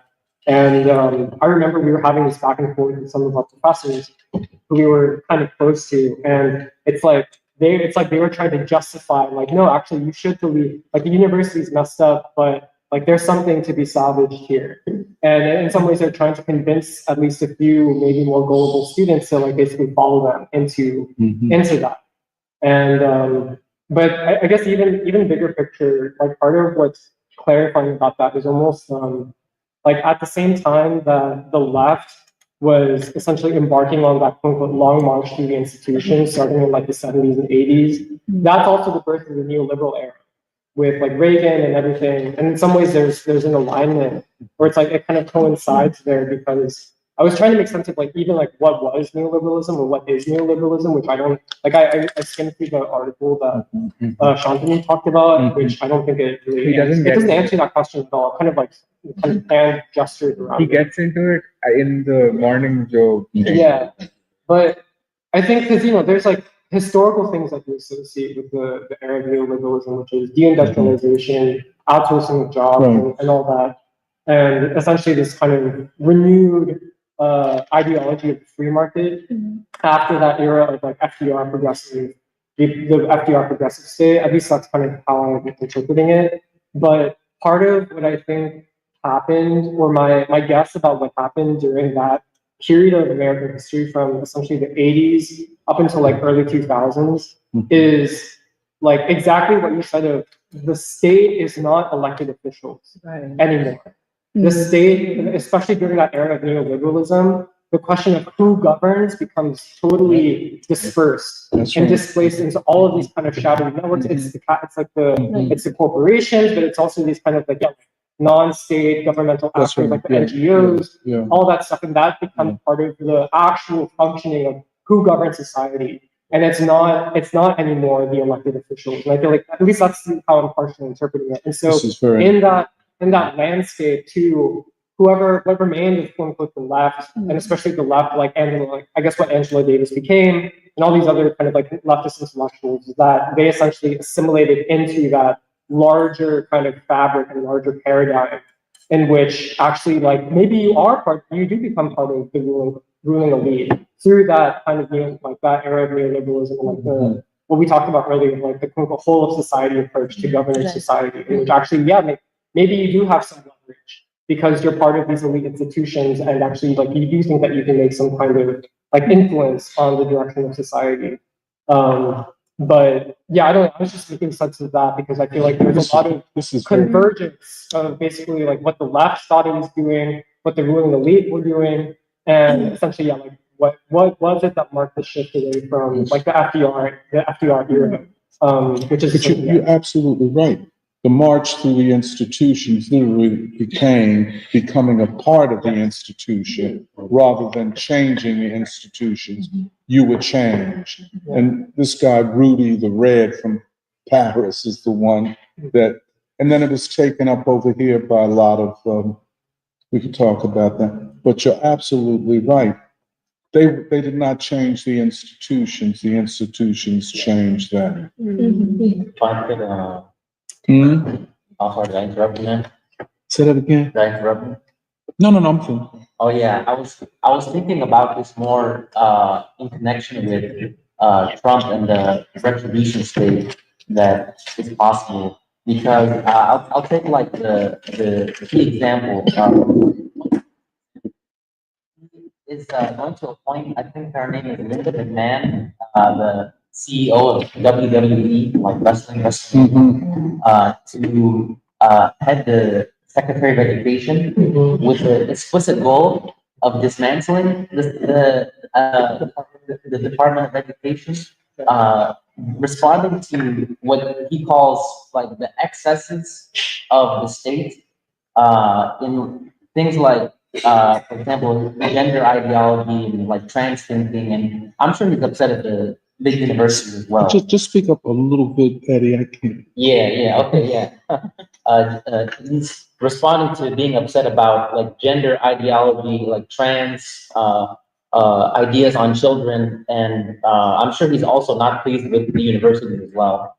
And this like dismantling or challenging that sector of the state, like he might succeed, right? Because some of it is like government officials, but like at the same time, there's a pretty big difference between the Department of Education and things like the FBI, the CIA, the generals, and what you talked about, especially the like non-government portion of the state, private universities, source-funded NGOs, and it is I guess, brings into question the capacity of the like framework, not just the power of Trump, but like the framework of liberalism to both perpetuate itself or reform itself and preserve itself. Like, does it have the, like under Trump's brand of liberalism, is it possible to actually within what's currently allowed and conceived of enact the will of the people by removing the state from like people's lives? Hey, Eddie, can I ask a question apropos what you're saying? Because, there are writers that refer to him as illiberal, as in violation of the liberal consensus of the state, or the agreement of those who run the state to carry out certain foreign and domestic policies, that he is therefore a disruptor of the state. But that, I don't know whether that makes sense. It seems like both sides see themselves as liberal or like different kinds, But I think those commentators that say that Trump is an enemy of the state Right. might not be completely wrong. Right. That's what I'm calling into question. Like, can Trump do what he claims to do and even uphold by playing by those rules, by liberal rules? Can he uphold and perpetuate his brand of conservative liberal values by staying within the framework of liberalism? May I ask a question then, because this gets us right to the moment that we're in. First of all, I can't get out of my head that we're close to nuclear war, and I've heard nothing from the president or vice president. So who's running this? Right. And if they're running things apropos nuclear war, well, that means when it comes to domestic policy, if they see an existential threat in Russia, then anyone that is not on the same page with them is either collaborated with Russia or an existential threat, which means Trump. So because this is what they would call a zero-sum game. If he wins, they lose. If he loses, they win. So then what do they do? You see where I'm going? Yeah. Do they go outside of what is currently considered and just kill him? Right. They tried already at least Twice. 3 times. Yeah. Twice. And this, I'm sorry, I don't mean to interrupt you, man. No, go ahead. I just think that, see, I look at CNN and MSNBC as much as I can, right? And they do more distraction from the principal issues than to clarify. Why have none of them raised, where is Kamala? Where is Joe Biden? We're facing war. But this continued attack on Trump as an enemy of the state. And the question is he an enemy, or what is he an enemy of? Obviously, he says that he has enemies. You know what I'm saying? Now, look, I feel the same way about the warfare state, that it is the enemy of the people. Now, a lot of people say, well, that ain't relevant. You know what I'm saying? We black people are alone. Don't nobody, everybody else is against us. That's WRD, you know what I'm saying? Philadelphia Inquirer. I think that is completely irresponsible. Now, if you don't know, you don't know. But if you can know, try to know. Right. That's my thing. Well, look, we're a small group. Are we deciding the history, the ideological and political history of the United States? No, maybe not. I don't think so. But we could go into our own separate little rooms and live our separate lives where we have no moral responsibility for anything or anybody, not even ourselves. Or we can try to know and do the right thing, know the truth, try to fight to know the truth. And this is why I have to go back to Angela. I am upset, Angela. Come on now. We know better than this. We came up differently. Your mentors were my mentors. You know what I'm saying? Now I could come in here and like, oh, it don't matter, you know. No, I can't do that. I can't do it. And I look down upon people my age who do it. Now, I'm not just talking about Angela. You know what I'm saying? People who decades ago, and this is for younger people, I say this to y'all. Don't waste your lives on irrelevant bullshit. Don't. You pay a price for it. You will pay a price because you've sacrificed the best of you for little or nothing. Always stand up. Always seek the truth. Always fight for the truth. Seek mentors in people. See, Baldwin never sold out. He stayed the course. That's all I would say. And I think like this kind of discussion, my dream world is that this discussion will go on all throughout the Black community. But discussions like this threaten certain forces who the Black leadership depend upon for their existence.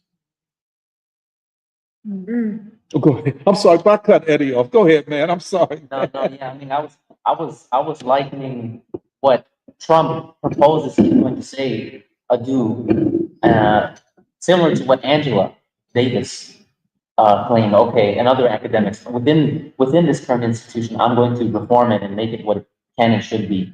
And Trump trying to do the same. And I mean, my understanding of our revolutionary history and democracy, I mean, I look towards like when we read Black Reconstruction, in order to enact the will of the people in the South, you know, the Black proletariat of South Carolina, for example, you had to have something more like of a dictatorship of the proletariat.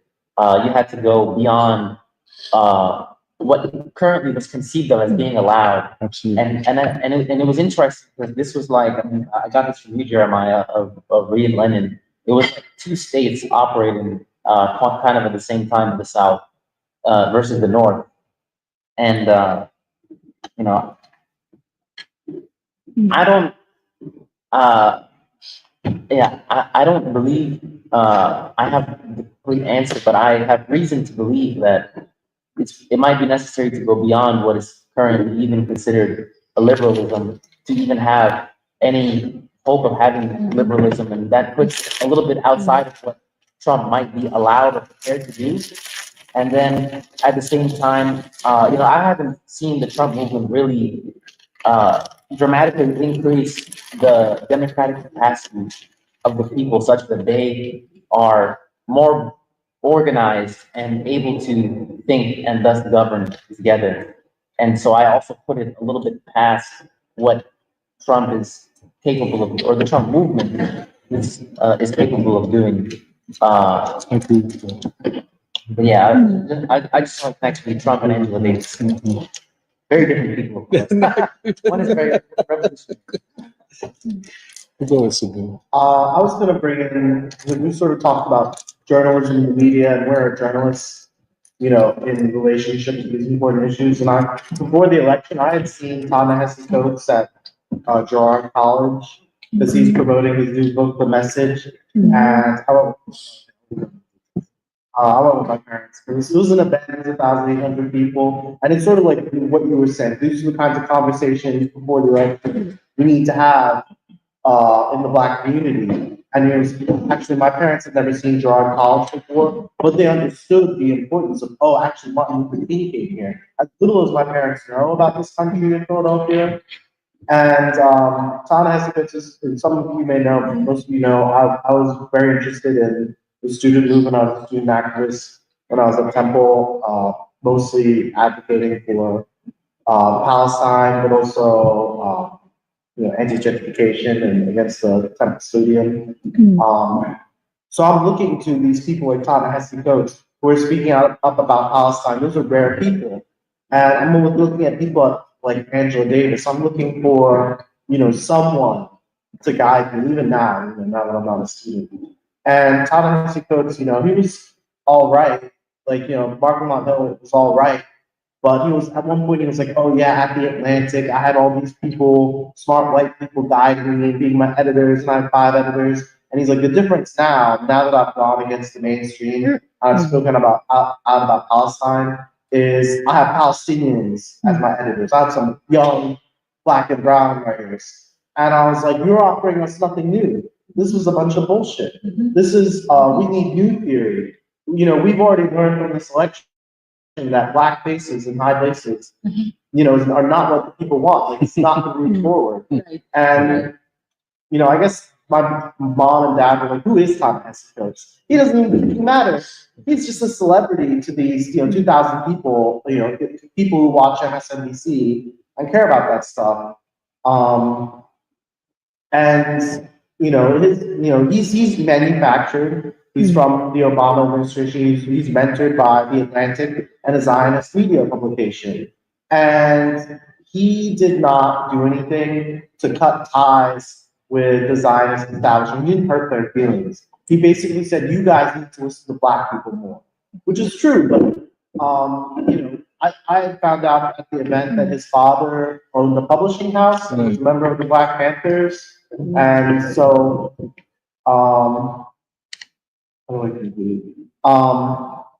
his father was someone who must have mentored, who knew about these ideas, who knew that, a new world was being born. And he's chosen, sort of to go out with a whimper and not a bang. And he has decided to slam the doors on the Zionists. And so overall, it's disappointing. But it goes into this conversation about, where is the Black leadership that we used to have in the 60s? Where are the Black Malcolm X's? Where are the Martin Luther Kings? Where are the Fred Hamptons? And the people who know, whose responsibility it is to know, are not telling us the whole truth. Or like you said, they're hedging.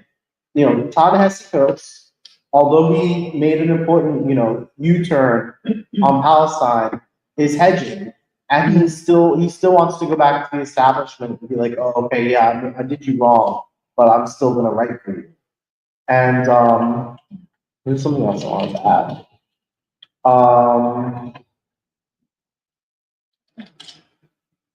That's Okay, shut down. Sorry. That was really interesting. I don't know if I would put Coates in the same caliber as Davis for me. I don't mean, I know you weren't. Just when you said them together, I was because in my head, for Coates for me, it's I don't look for Coates to give me anything. I read them and I'm going you ate that, but I feel like Josh was saying, I have a different I have a different, like, almost like relationship with like Angela Davis, where I'm looking at her to provide something. And I'm looking at her to even just like, I wrote down like, what are people who have experienced the same struggles? Let's say that one more time. Sorry, I was speaking real fast.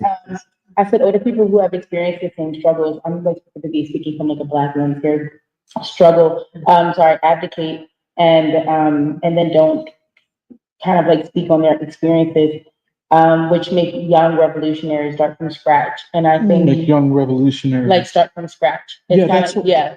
And I think that especially like in the Black space, I think that's apparent in everything. Cause I feel like a lot of Black people are like ousted out of their homes at 18 and they're like faced with like the world responsibility. So I feel like even within the Black community, that's not something like even like passing of knowledge and like, generational wealth are not things that are like culturally, I don't have the right phrasing for it, but it's not something that is like seen across the diaspora, especially like with African Americans.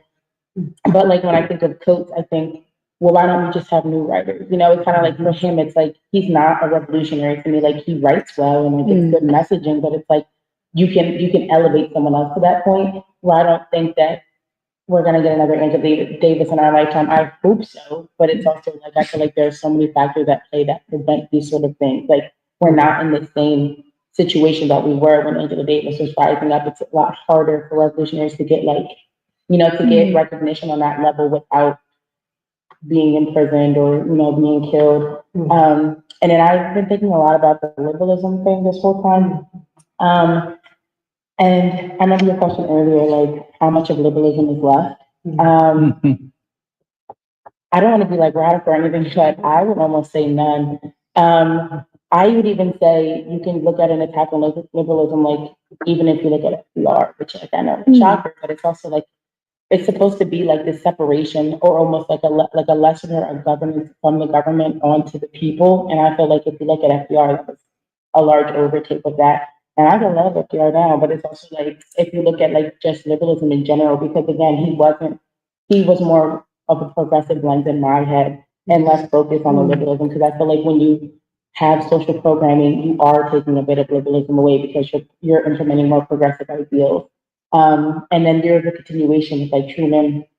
And I feel like liberalism really started to be shredded during like World War II, the monitoring of communists and like the Red Scare. I feel like that was also like a very large overtake of what we consider liberalism. And also, I feel like Black people were never included in liberalism. There was never an ideal of including Black people in this ideal of, oh, like the state needs to do this less, like there needs to be less influence on the economy from certain areas. Like Black people were never included in that scenario at all. So I feel like when I think of liberalism, I don't think like, oh, like there's like a retraction of it, because it's always like I've existed as a Black person and I've always felt like there's been a strong government to hold over my body and like my autonomy and my economy and how I operate around life. And I like what you said a lot about that Black people are the mules. I also wrote down that they are tokens of the state and of the government. Yeah, well. Tokens of the state and the government. I feel like Black people are used as commissary, especially if you look at the election. I've seen a lot of statistics, like 90% of Black women voted for Kamala, 80, whatever. And it's, again, it's like it's not, I wouldn't even say identity politics. It's a way of turning groups inward on each other, because then it's like, because then everyone started saying like, oh, but look at the amount of like Hispanic men and women who voted for Trump. What about the white people? You know what I'm saying? Like, because at the end of the day, we are the minorities. Like, yeah, I understand like that part of the division within the circles and all these like other things. But at the end of the day, who was the majority that voted for a candidate and who was the majority that didn't? And I feel like in terms of like, I feel like they're the people, I don't know who I want to group as like the government, but everyone, I would say Democrats and Republicans are very good at separation tactics. They're great at us versus them. And I feel like they trickle that down into smaller communities and smaller spaces, because it's easier to divide and conquer. And another thing, sorry, I wrote a lot of notes. Another thing that I wrote down was that when you were reading the article about the man in New York, he was you said lieutenant governor. It made me think of when Bernie said that the Dems overlooked and forgot the working class, and he like, you know, placed the blame on the Democratic Party for that. But my question to Bernie is, what have the Republicans done for the working class? And and I don't, I'm not in front of either party, but I also think that Trump speaks to the illusion. And I think that there's no one that speaks to the disillusion. I feel like there's not one candidate that looks at it with people who are already like jaded or whatever, cynicalized to the voting system in general, or just like politics in general, and go, how can we get here? And I feel like that was a large thing for Kamala. A lot of people, especially like Michigan, a lot of people were disillusioned. They were like, you're not doing this, you're not doing that, especially like Palestine. It's like, you're not doing these things. But Trump can just like speak out of his butt and like say anything. And like people are going to like eat it up. Like he has a demographic. I think the Democrats don't know their demographic, or they've lost their demographic. And I also think that the Democratic Party has failed just as much as the Republican Party has failed. I think the Democratic Party and the Republican Party have failed equal parts. When I was an undergrad, I did my capstone on like the rise and fall of the Republican Party, and I looked closely at the Burger Court, which was, the court during like Roe v. Wade, and it was supposed to be a really conservative court put in place by, I want to say, Nixon, but it wasn't. Similar anyway. It was like a court around the time that was supposed to be like, actually might have been Nixon for Berger. He was supposed to be like this staunch Republican. He was supposed to carry on these ideas of Republicanism throughout the court system. And then he didn't. He turned out to be a constitutionalist. So it was like, it's a very interesting time period in history. And I think that's where you can see the party shift in general, both Democratic and Republican. And then you see Ryan Clark, who was very, strongly Republican, whatever. But I say that to say that the Republican Party for me has been very shaky visibly since George Bush. And I feel like the Democrats have been very shaky since Carter. I feel like the step away from Carter was like very apparent in studying Carter and what he stood for. And then from Carter to Reagan is like, it's like insane.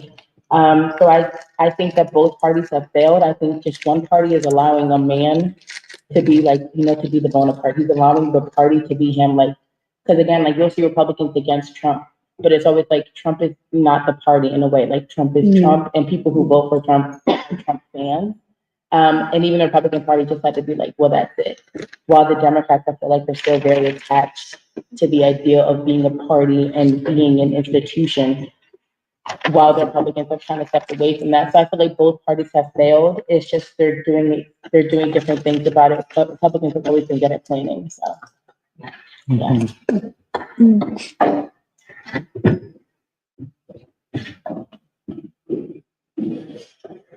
I ask you a question, Chardonnay? Yeah. Do you consider Trump to be a Republican? I think Because I sent you Delgado's. When you listen to him, he says that he doesn't consider Trump a Republican. I mean, I don't really consider like Kamala a Democrat. So it's I don't think the parties know specifically what they are. Like the Democrats for sure, everyone points at that. But I think especially like with the Republicans, I mean, what are the Republicans? They're supposed to be a party of less government, all these other things, but it's like, have they implemented that? Did Trump implement that? He gave stimulus checks. You know what I'm saying? Like as a Republican, would you ever do that? No, even if the economy's failing, it's like they blamed Obama for bailing out the banks and all that. So it's like, would you do that? Would you give aid? So I wouldn't say he's a Republican, but I also don't think that any modern candidate is running who is aligned with what the parties are supposed to be. What does that suggest to you then? Oh, I've been saying like that the parties are like done. Like in my head, they're just parties in namesake. It's like they're operating as rhinos and dinos. Like they're in name only. They're not actually like being the institution that they were established to be. I mean, which I think is about time. I mean, if we look at like the Federalist Party, if we look at like the Whigs, like parties change. This has been the longest standing that we've had parties, and they kind of just like disintegrated from the bottom up. And the people, like I said, that's why I said the people are disillusioned, but the people who are like in top, like in charge of that parties are not. Yeah, I guess it's a question of like is whether for either party is their primary function today to even serve as a party in a conventional sense of like, we're going to run candidates and those candidates are going to try to speak to their constituency and to try to get elected. And that's like the primary stated purpose of any political party. But I feel like partially like what you're saying and what Doc said earlier, like I don't know if I can speak as much for the Republican Party, but specifically for the Democratic Party, in part because like I've seen at least some of like the workings of it, like kind of tangentially because of like I did like an internship on the Hill during college, and I feel like especially when you go to like an elite university, it's like maybe there are like a few Republicans, but they're all kind of like weirdos. And I feel like if you're really interested in like basically becoming part of the ruling elite, it's like your path is through like whatever calls itself the Democratic Party. At least that's from my experience. And I think the purpose of like the party of like the Democrats as an institution, not so much even as like a conventional political party, is to like essentially like especially in all of the unelected areas in which the Democratic Party functions, is to basically like try to cultivate like basically reproduce a ruling elite.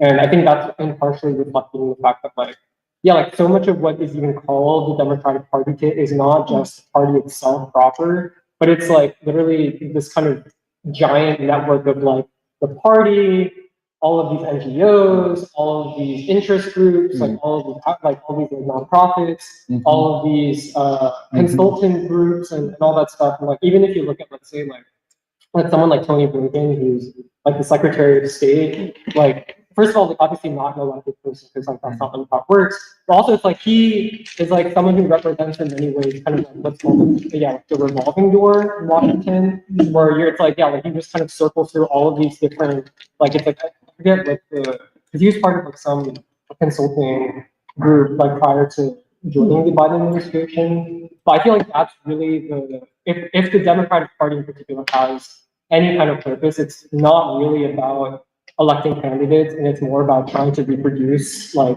in a much more out of sight way, like what is essentially like the ruling class. But I guess the challenge of this moment is that actually like people are it's almost like the Democratic Party still like it's like reached a point where it's recognized like, oh, actually like we do have to try to like be legitimate in the eyes of the people. And in some ways, like they're trying to, I feel like all of these articles that are coming out from like Democratic Party, like up and coming people, it's to try to capture some kind of like quote unquote democratic mandate. You think they can? You think the Democratic Party can be reconstituted? No, I mean I don't think so. But I feel like they're like they like it's like this election was them being like, oh shit, like actually like we've been so invested in this that we've completely lost sight of actually like, oh, we should try to at least give the appearance of like trying to like listen to constituents to be an actual political party. Can I ask you a question, Jerry, if you don't mind? You know, one of the things I tried to talk about is where are the president and vice president in this nuclear war? Do you think something like a coup d'etat has been carried out? Well, why should there need to be a coup d'etat if, like, well, because I guess the assumption of a coup is some sort of actual conflict, right? Between and the Well, right? yes. Evidence of such a conflict. Well, can I suggest something over the attack on missiles? Yeah. There was no sign off anywhere. I don't know whether Blinken, whether Austin, or Sullivan, who signed off on this? And if the normal channels of democracy were subverted, well, they had to do what? See, I could be wrong just because. Why are they so silent? Nobody has said a damn thing. Which, does that mean that they had been, kind of pushed aside, that we're in charge now for the next 60 days? The reason I raise it, and I could be completely wrong, I think the response of this says something about what's going to happen in terms of the inauguration of a new president. Yeah, I I think, could be absolutely wrong. You see what I'm saying, Nori? But do you think it's a coup in the sense, I don't know, I'm honestly just asking a question. But do you think it's a coup in the sense that it was a radical takeover in a sense, or did the current governmental system that we have now was meant for Biden and Kamala to subvert themselves and be quiet during this time? You don't think it was orchestrated in a sense, or they knew once the election took off, when Kamala loses, be quiet. This is how this is going to be enacted. Maybe, but I think, honestly, Yeah. see, that's why the question of the state Mhm. and the government, those who the govern are not the states. Just think, I mean, think about it. Now it's been over a week. The president or the vice president have not said anything. And this is serious in terms of nuclear weapons. Now, for us here, because of the media, we might not feel it in its total intensity. The Russians do. They're going to church praying for peace and everything. Here, it's like businesses. But I think, now this is me, Ren. Honest to God, I think, every coup ain't, like where the generals come out and say, now everybody shut up, we in charge. How they've been sidelined like that. I mean, it's just so extraordinary. I don't know how you feel, Nuri. The more I think about it, the more it boggles my mind. What I'm sorry. Well, like this makes me think, I mean, like, to go back a little into history, to go back, like even 4 years. I remember right after the 2020 election, there came out this, very celebratory article in the Times, like, the Time magazine, which was talking about the consolidation of democracy that was achieved through the Biden presidency in 2020.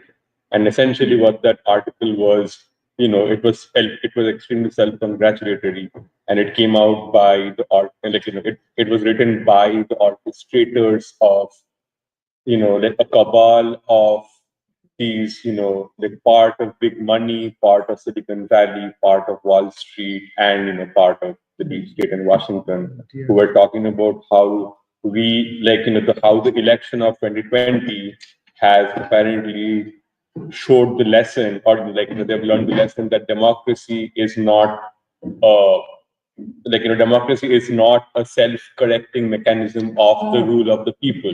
It requires it requires these warriors who are going to make sure that the democratic outcome is going to be achieved at the end of an election, which means that the democratic outcome of an election is something that's predetermined.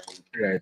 And I bring this up to say that, like when I think we also talked about this in preschool back then, but I think what this showed was, I think, what you're asking this question of whether or not now there is a coup in the, in the White House, whether or not the attack on Russia and so on. And I know that, there has been like this question of attackings has been on the table for at least a year. Yes. And Biden and all, at least officially, have been saying, okay, we don't want to go ahead. And now they went ahead.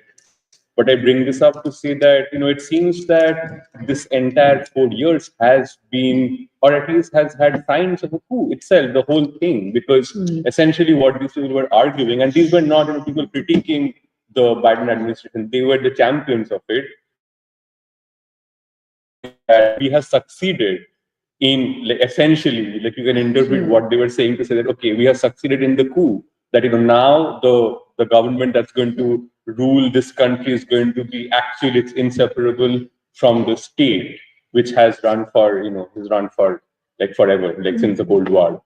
And the ruling class that we have seen in the last 4 years, it suggests that they were entirely part and parcel of the State Department and so on, like essentially the permanent state, who found a way to convince a very small section of the electorate, I guess, that democracy is something that you can buy, that democracy is something that you can buy, and also you are capable of democracy through an education that is, that is basically propagated to you through the university, which is why the, this educated, this educated vote towards, moving towards the Democrats, significantly, the co-option of the, Can I ask you a question, Siddharth? I hate to interrupt, but just, you said in 2024, there was already a coup in process or in effect? In 2020. Oh, 2020. Oh, I'm sorry. That's when the, this article that I was mentioning, that's when it came out that, that the election of Biden in the first place was, it was, it came through because of the effort of, these, these groups who succeeded in consolidating democracy in America. So, wow. So you're saying that even Biden's election was based upon the interference or manipulation of the state? Well, that, I think so, because, that's what they were saying, because this was the first time I think that we have heard, I think this narrative has become too old to strike a chord now, but it was new for me to, read in a major magazine 4 years back that democracy had to be forcefully consolidated. This is I think when we hear it, I think we hear it so often now that, it's sort of like we become numb to it, but I think it should make us question what we mean by democracy. And I think now, over, with all of these, a lot of opinions, and not all of whom, a lot of these opinions coming out in New York Times, and not all of whom I completely disagree with, actually, who talk about the fact that, democracy is now, when the ruling class is talking about the threat to democracy, they are talking about the threat to these institutions, and not the rule of the people.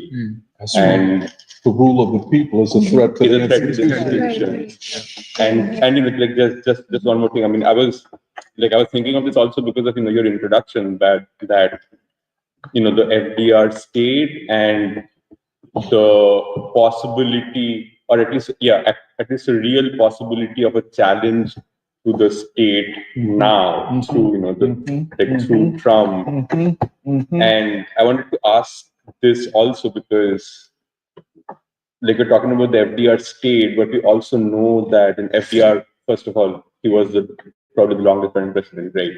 And he was also the president during the Second World War. And ultimately, the New Deal,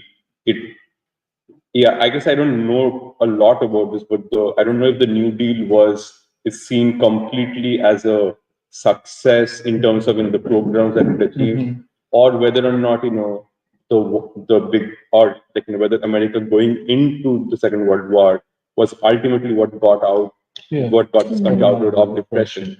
And the thing is, right after that, that's when we have this Cold War, and this begins a major realignment of the state, which has not changed until now, since 2016 or maybe after. Could I just one small thing, but see, then with the warfare state, it takes all that was developed during the welfare state, the redistributive state, and then takes all of that to build up the warfare state, and over time diminish the welfare state part. Right. It was kind of a bait and switch kind of operation. Right. Which is why we also most of the common talking points about the welfare state now are things like immigration and refugee, which is inseparable from warfare. That sort of thing. But I was bringing this up to say that it makes all the sense that the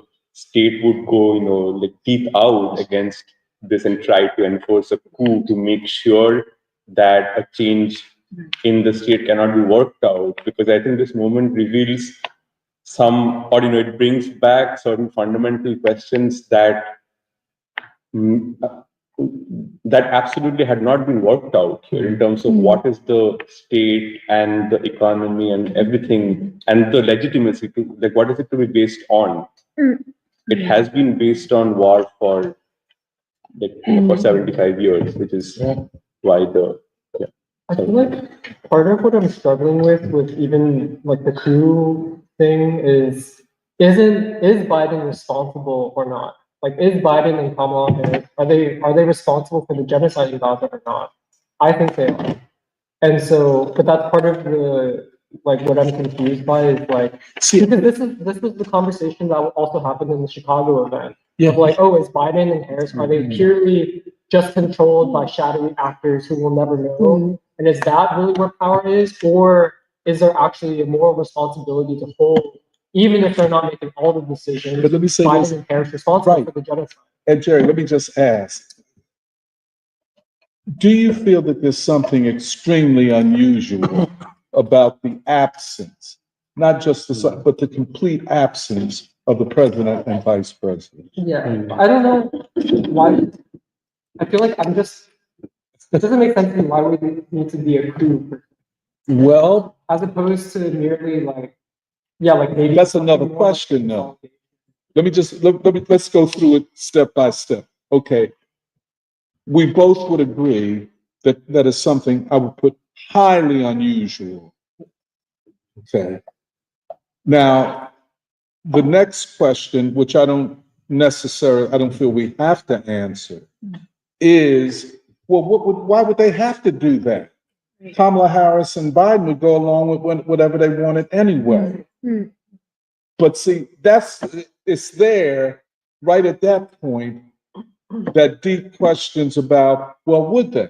Or is this situation so extreme that they would maybe have to be convinced to go along with it? I'll put it another way. Could it be that whoever these forces are have brought us so close to nuclear war and are prepared to launch nuclear war that no elected official, and certainly not the president and vice president, can be permitted to do anything about this? I'm not putting it in the best words, but I think you see where I'm coming from. I could be, but my assumption is that the situation is far more dire than we think. And this admiral, Buchanan, who just this past week said, well, we're prepared to fight a nuclear war with Russia. Yeah. I mean, see that's all I would say, Jerry. But Can I ask a question now? So what do you think Trump's role is in that as being no role. So he's like a puppet. No. See, this is what I'm saying, Ren. Yeah. If they've silenced the sitting president, has anybody heard a word from them? Now, the last I saw Biden, he was in the Amazon forests. Remember that? No, and then he he was supposed to make he was hosting the Celtics. Yeah, okay. Yeah, Maybe that's the last. that was yesterday because I watched Okay, it. yesterday. Okay. But remember, he was down in Brazil and they had a photo of all the G7 people. He didn't even show up. No,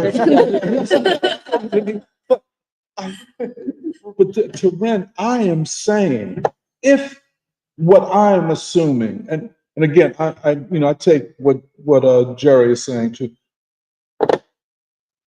Could the forces that have silenced them also prevent Trump from taking office?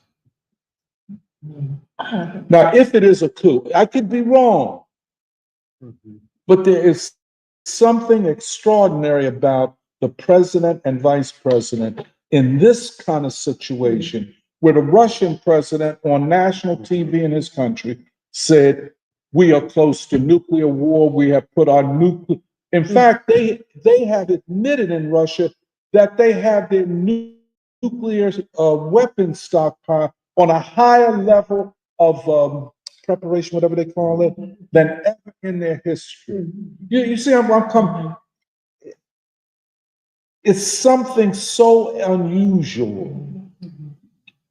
Go ahead, Nuri. I think it is unusual. Yeah. Or like it's so it's so degraded in terms of like the bare minimum of what you would actually expect from like a president or a government. But I guess, and it is really scary because I also feel like in the media and then also in the news, everybody's downplaying it and basically not acknowledging how bad things actually are. But then I feel like in some ways that's been this, which is that you just deny how bad everything is and hope that people just won't pay attention. But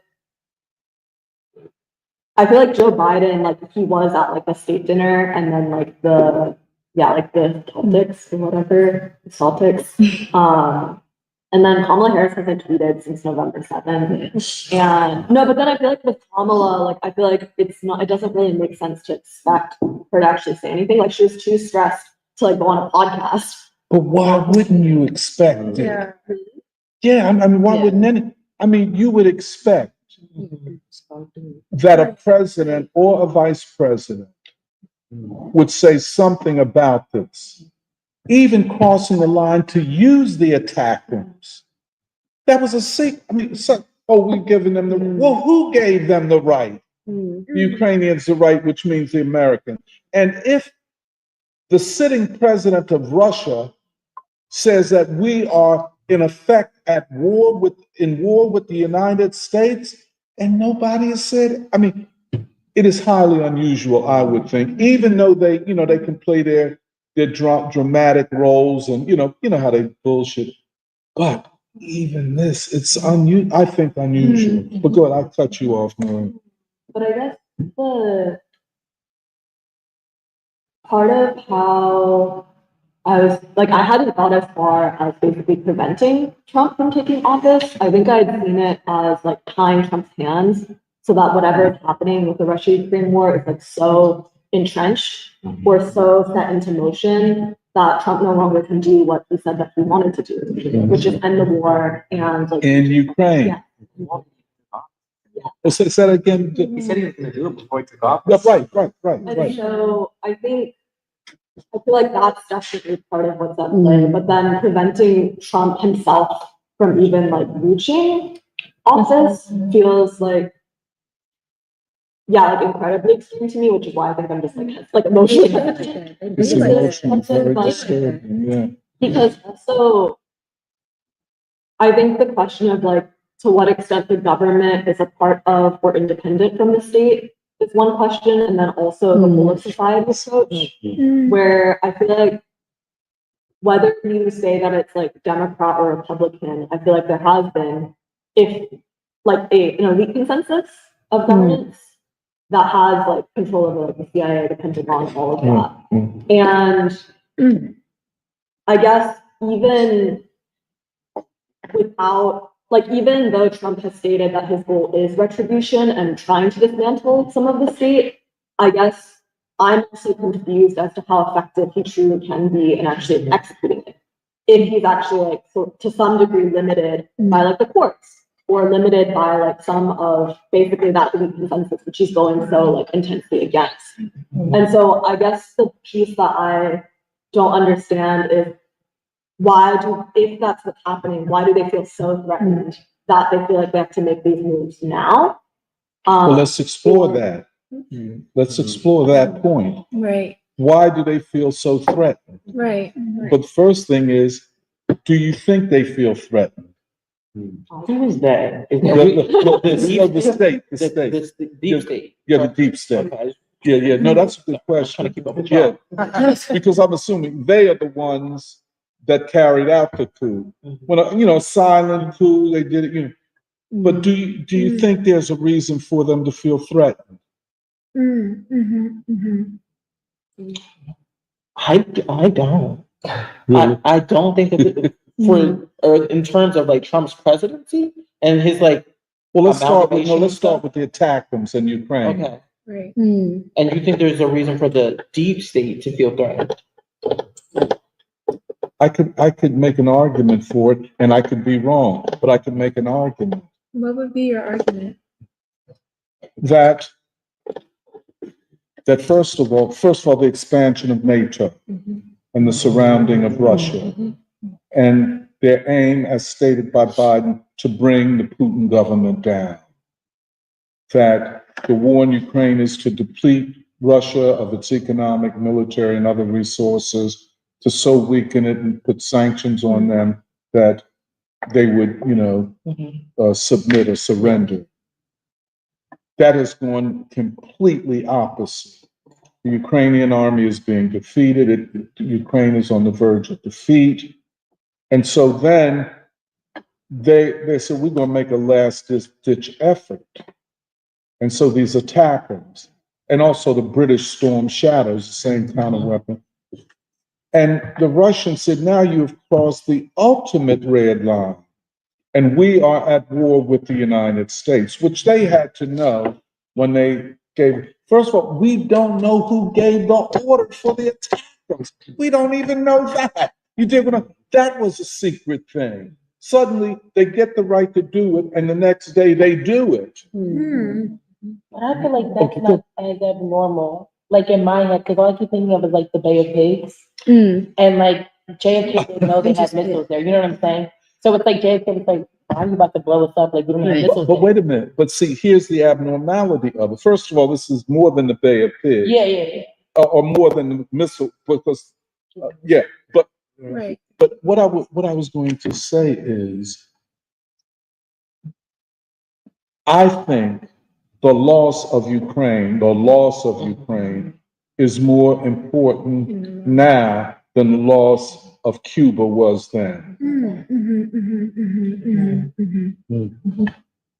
And that's what I would say, Chardonnay. I think it's highly abnormal. Even if they, because they have, the rituals of state power, of government power, where the president announces, the president says, or somebody says something. I agree. I think that's very abnormal. Say that again, Bren. I said I agree. I think it's very abnormal. Yes. I'm just wondering, sort of like what Murray said, to the extremity of what the deep state is going to do. Does it mean that they're going to bind his hands? Does it mean that they're not going to allow him to take office? How, I guess, the people, as we are here, what grasping at straws of what's going to happen. That's right. Well, to me, it kind of does remind me of JFK to a certain extent. Not Cuba and Ukraine are not the same, but I feel like actually the assassination of JFK was a coup. Right. Oh, Because definitely. because FDR, the whole thing of FDR is that's the best example of, like you said, Doc, like you clarified, the state and government is not the same, Right. but the state anchors government and the government does not anchor state. That's right. And so the whole thing is FDR, like he literally was in office for 3 terms, which shows four terms, which shows that he elected 4 terms, which like also shows he was separate, and in some ways, like FDR was the last time you had like this president who was actually affecting the state, like right, like the state and the government are not like in conflict to the extent that like FDR was literally allowed to be in office for 4 terms. But then JFK, the reason why he was assassinated, it was a coup by the deep state, because JFK, because of the Bay of Pigs, he said, I'm actually not down with that direction. And in fact, I am willing to take a step against the CIA, the state. And so he was first assassinated. But then the deep state has another problem, which is that you have JFK is not the problem. You have a movement now. So you have an actual movement, which is a challenge. So then what you have to do is you have to assassinate King, Medgar Evers, like Malcolm X. And so I feel like that is actually the crystallization of the state being the state. And because actually when Chardonnay was bringing up Carter, you always hear this. People are like, I miss the days of Jimmy Carter, or like, I miss the days of when we had Republicans like McCain, or like, but what they're referencing is basically they're not that into Carter or McCain, maybe Carter more because like, people liked Carter, but people aren't really that down with McCain or Carter. What they miss is when you felt like you were actually electing governance, right? Because nowadays, most people cannot name their representative, their senator. It's switching so fast. And the reason why is because I don't feel like anyone is really governing. The real people governing is the state at this point. Right. Whereas at FDR, you were electing someone to govern. Right. So I feel like that's where Or we're at least at. it felt like. It felt like, yeah. It Well, felt like. and that's why it is what you're saying about the coup. I do feel like it's a coup because it's not that different than the coup of JFK, like assassinating JFK. Oh, go. No, I just wanted to go back to what Shambartha was saying because that's also where I landed with all of this. Because when you talk about that there is a permanent state and then the party and the government or whoever forms the government is separate from it, but the permanent state is continuous, right? I mean, it actually reminded me of Fukuyama and that, that whole declaration of end of history, liberal democracy being the, ultimate achievement of the intellectual, rational man. And that's also like, that's coincident with or it's like, it's at the same time that the permanent state, which is warlike, is also being consolidated. Would that be right to say? I think that's right. Yeah. And especially after 9/11. Right. Especially where the state, and that's why, the $7 trillion on wars in Western Asia. Right. But then the way I'm thinking about it also is that the consolidation of the permanent state makes something so codified and, sort of dogmatic about the way state would be handled or the state's relationship to the governing body or to institutions or to civic society. Something got codified. And in 2016, when Trump won, everybody was shocked because they did not believe that consolidation, that really powerful consolidation could ever be shaken. Yes. And then Trump shook it. Yes. And then that's why in 2020, they had to be proactive about saving democracy, this thing of whether I'm not necessarily saying it was a stolen election, but it wasn't an entirely democratic process. But there's every reason to believe they would steal it. Right. And that's the thing is because in 2016, because they were shocked that something so unassailable could be assailed, they had to do something more direct and proactive in 2020 to get back the state. But from that point on, I think this is also where I'm sort of feeling what Nuri and Jeremiah is saying. I mean, like you were saying, that is the coup. And I've actually felt like that because Joe Biden wasn't really a president for 4 years. And the other thing is like when they for just till before the elections, they vehemently protested when anybody says he's not fit to be president and he can't run. And they were vehement about how he's so sharp behind the scenes and whatever. And then unfortunately, they had to put him in front of live television with Donald Trump and he bombed. And at that point, they couldn't. First, there was an assassination attempt on Trump before they dropped. Before they dropped. And okay, I just two more sentences, which is that the fact that there was no outcry. Firstly, when he did run and everybody knew he couldn't run. Secondly, when he was dropped and Kamala Harris was just anointed without anybody voting for her. The fact that there was no conversation, discourse, debate about any of this actually made me question who was in power this entire 4 years. And I think it was that permanent state trying to sort of bring back something from what Trump had unleashed, but ultimately failing in 2024 to even do that. So this question of the coup is interesting. I do think there was a coup, but I'm not entirely sure what role Biden and Kamala Harris have had to play. For one thing, we know we ain't heard nothing from them. No, we haven't.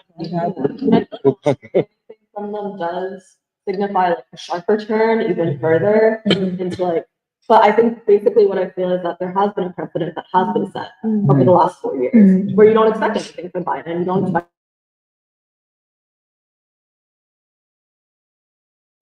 with this deep state up to this point, which is why I think I'm what is it in Joe Biden that will make him suddenly opposed to this and have to be forcefully removed? Because I think for me the easier thing is just to be Could I ask a question? Not just a small thing. You see, and the coup might not have targeted him so much individually because he's thrown off, but the people who are part of his camp, to let them know, don't even try. Okay.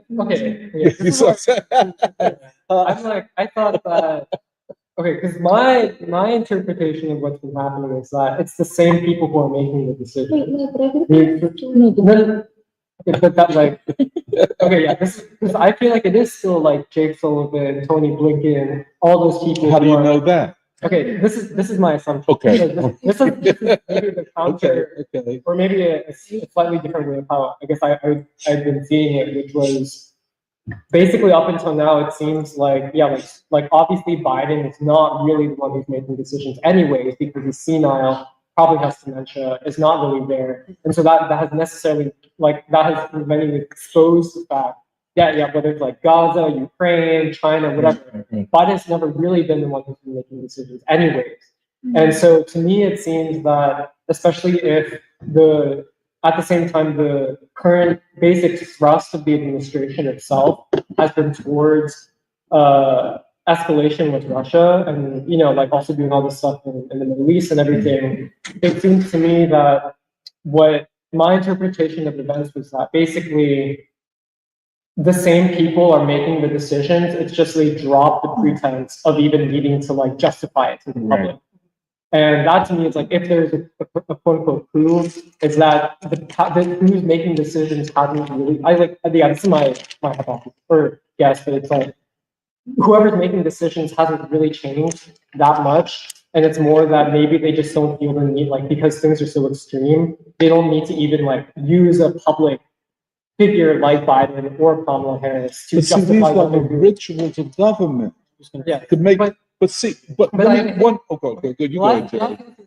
But to your point of that, part of it is the question is Biden completely a puppet, or does he have some degree of agency, which would then necessitate him Some degree of agency. which I think actually the only thing that probably shows that the most concretely is the fact that I do think his decision to run for re-election was not some kind of like shadowy deep state thing. I would think that was purely him and also his own ego and his own arrogance, basically. And that is partially what was, all the Democratic Party, like everyone's basically shit on Biden these days because I do think that reflects that, like the president, like Biden hasn't really been making all the decisions, obviously, but there is some degree of agency which would necessitate them. Like I'm not comfortable with the word coup because I'm not sure who's making the decisions. Can I just put one more element in and tell me what you think of this? Remember about a month ago, the Prime Minister of Britain came over here to have a state visit with Biden. And he wanted permission to use British Storm Shadow missiles, the same as kind of the attackers. And Biden and them told him, no, we don't want to go there. You remember that? Come on. I don't remember. Well, The reason I say this is because a couple weeks later, they completely reverse it. When Biden told him no, it was very public. So you don't think that it's like basically all the kind of major players in the Biden administration, like Sullivan, Blinken, you don't think that they're running the show anymore? You don't think that they're running the show anymore? This is the question, Jerry. This is the question. Can I add on another question? I think I understand what you're getting at, Doc, because the other question that this makes me think of is the like agenda of the permanent state since 2016 after Trump won, and especially after 2020 when they captured state power again, was the idea or the agenda to basically make the head of state not an important figure in the state. Because I'm saying like this. First of all, now could I believe a coup, and I know exactly why you don't, and I agree with you. That's some hard language. But here, let me just apropos what you and Sambarto said. Could it be that maybe it's not about the attackers in Ukraine, but it's about anybody but Trump? We can't let Trump in, so we create a larger crisis, on the verge of a nuclear war crisis, to say that 60 days from now, we can't let this cat get the seat because we face a nuclear crisis. Yeah. But but I'll shut my mouth. I would agree with you. Whatever it is, something very messy is happening. Yeah. I was gonna say, do you think they're that scared of Trump? Say that again. Do you think that they're that scared of Trump? Or do you think, I think, not to cut anybody off, but to Jeremiah's point, I was thinking, and Emily's point as well, me and Chardonnay were kind of having a conversation in between everybody's conversation, but we were saying that JFK was this pivotal figure, and when he once said that he wanted to cut up, destabilize, all that stuff, that's why they got rid of him. But I do think there is a orchestrated, sort of to your point as well, an orchestrated decentering or destabilization of the figurehead of the president. So that's why Biden has had so much no presidency or anything, or whatever's going on with Biden. He hasn't really done anything. So I think back to 2016, the Trump getting elected was an orchestrated ploy to be like, yeah, he got elected and the electoral college votes, or however Hillary Clinton was supposed to win. It doesn't matter. He still got elected. And then we elected Biden. He did nothing for those 4 years, and now Trump is back. So I think there was this planned and orchestrated behind whoever the deep state, behind the deep state, was to destabilize the presidency and not have him. Isn't that, see, I think, And I'm, the way you're setting it up, and I agree with this idea, that what Sambarta was saying, that democracy has to be managed. Yes. They admitted that. That's what that we cannot leave this in the hands of the people. Yes. You know, now the people, we told you don't elect Trump, and you went ahead and did it. Now we're gonna really have to, you know, coup d'etat you or do something to you, because you all obviously are not following our instructions. That's, I mean, that's good. I'm sorry. The only thing, I'm sorry. just to finish my thought, the question of whether Trump is actually that scary, I think he is actually that scary because unlike Joe Biden or unlike Kamala Harris, Trump is not the Republican Party. And with him, it will be difficult for him to basically make him be an actor that's controlled more or less by his party people. Because he's going not, to he's that's going to right. be an actual head of state, whatever kind of state that is. It is that what Doc put it, a retribution revenge state. But he is head of state. He has, or at least like the way he's making his picks for cabinet and so on and so forth. He reserves for himself the right to have a say in how the state operations are done or carried out.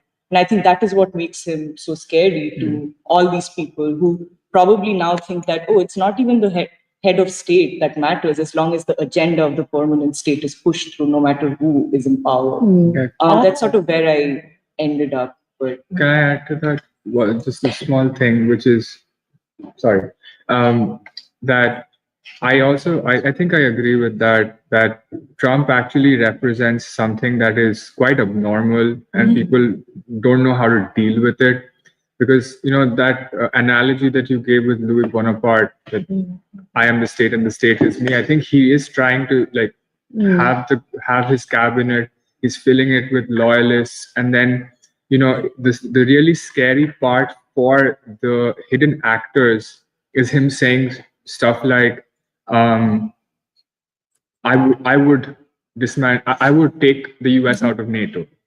I would end the war in Ukraine like that. I would, like, if NATO wants to fight a war, they can go ahead and do it. The US is not going to have any part to play with it.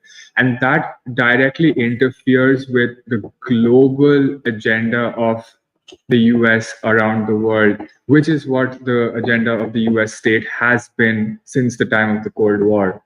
And that makes him extremely dangerous, because if he cannot be controlled by the members of his own party and he cannot be controlled by the members of this permanent state, then what's going to happen? The only reprieve is you shoot him in cold blood. And you escalate to a crisis where, you know, you can probably say at this point, oh, you know, there's a nuclear war in the horizon, transfer of power, whatever. Like, I don't know what happens. But if it's going to prevent a transfer of power, then what? Is it just like, oh, Joe Biden magically gets a second term? Or we have martial law? So this is it. This is it. This is it, Nuri. But it's also like, I don't think Trump is scary. Oh, Like, speak I up, know, Chardonnay, speak I up. don't think Trump is scary. Like, I know we're all saying, oh my God, Trump's so scary. But if I'm like me, I'm putting myself in deep state shoes. I'm yourself in the deep state. like I'm the deep state. Who is Donald Trump? You know what I'm saying? At the end of the day, if we're all saying he's That's the going way they against look at it. everything that the Republican Party stands for, okay, go to Justice Rehnquist. Go to Justice Roberts and say, knock down everything Trump is saying. Go to the court, go to the appellate, you go to Congress. You know what I'm saying? Like, Trump doesn't have such unlimited power. I know we're saying like, There you go. we're You saying said he can it. go and do all these things, but it's like, if you're the deep state, if you're this power that is controlling everything and has been from JFK, you have exactly the power to like basically act like a whip and whip all your votes together and do all these things. Like Trump cannot be this enumerated power if the deep state does not allow it. And I remember saying like, yeah, like if we start this nuclear war, but again, like Biden's not gonna magically get another term. You know what I'm saying? Like you still have the people of America. No. See, but it won't be see, you could have, like you, I think you began to mention it. You could have a group of people who are from, maybe neither party, but the head of the Supreme Court, let us say, somebody that will temporarily carry out the business of the presidency or the executive. You think they'll place an oligarch in the meantime? Well, you call it an oligarchy, a plutocracy, any of those ocracies, but it won't be a democracy. Are we operating in one? So that Are we? If we're talking about coups and like, but at least an election took place. Right. The guy that you didn't want to won everything. Right. I understand Jerry and Nuri's sensitivity to the word coup. I do. But the only question I would ask, how do you explain these unusual events? Right. You know what I'm saying? Nobody knew who gave the orders that they could use attackers. Putin said this, or Sergei Lavrov said this is a qualitatively new stage. When the Russians use that language, they use it like we do. Qualitatively new stage of the war. We are now at war with the United States. Nobody ain't said nothing. So I don't look to Biden. I don't know. In my head, Biden is like a very weak, No, non-strong but president. that's So I not don't look to him to like.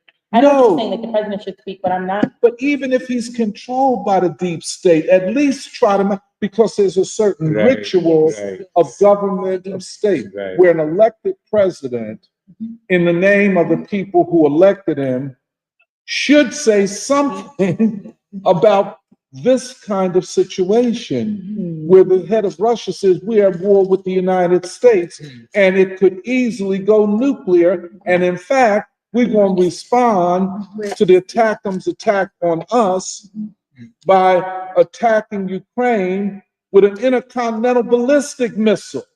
It just didn't have a nuclear warhead on it. I know what you're saying, and I'm not arguing that like Biden's in charge or whatever. But like I think again, like I'm a German minority, I think coup is a bit sharp. Yeah, I hear you. And I think if anything, I wouldn't use the word coup. I would say I think there might be a disconfiguration of the presidency. Like I think a disconfiguration of the presidency. Like they're changing. Well, sorry, say it again, Sophie. I don't find that specific enough to the crisis or to the like, why is Trump, like Shanti was saying earlier, a threat? And I think maybe in 2016, I think your point also still stands. There was, like,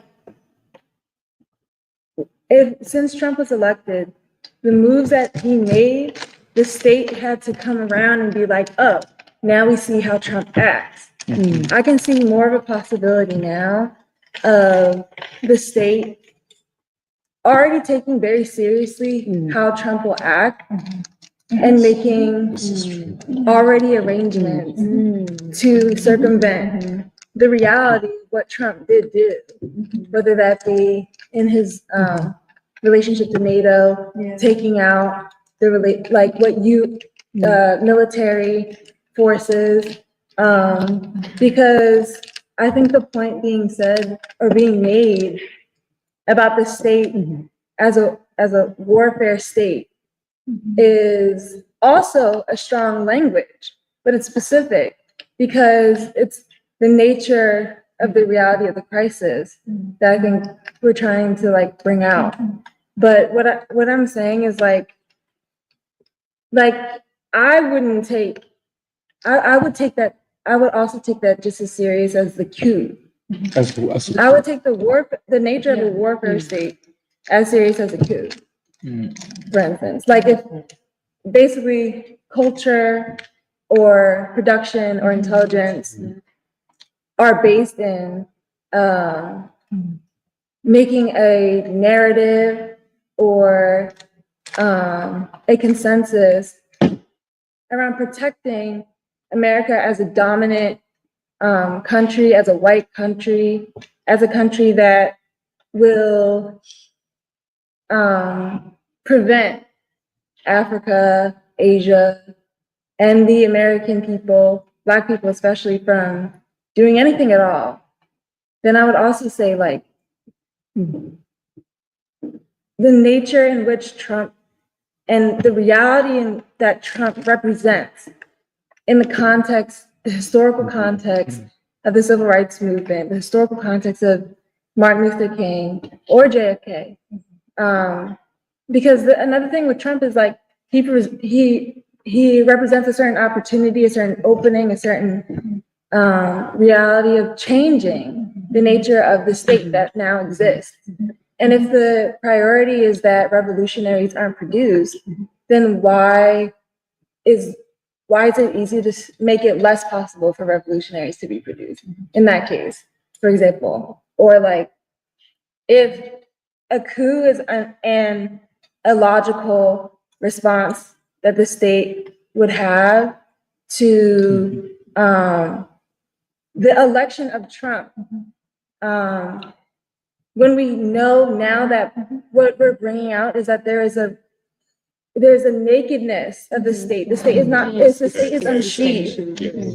The state is at an unsheathed point, which is also a sensitive and vulnerable place for the state to be. If there's more of a reality, if there's more of an like a consciousness, or like the possibilities of a Trump movement, not even being like the Trump movement itself, but like they're circumventing a lot of things here. And that's why I want to make more possible what is true, what we're trying to get at. And I'm not willing to be afraid of what the reality is, because that kind of slows down what actually, for example, when you had brought out like how do you deal with that situation, I feel like that's a lot what free school does, or free school is trying to do. So clarifying what the situation is helpful, and that's Yeah. Well, I think that I really like what you said about the state unsheathed. Yeah. We were talking about the elected liberal government and then the state and the difference. And that's why we had that whole conversation about FDR and the welfare state to 9/11, the warfare state. And I also wanted to say, because I think there's some false assumptions and want to push back on some language, that people are trying to work out the logic of the deep state removing Biden and why would they do that? Well, let me suggest that maybe there is no logic to it, and that it's irrational.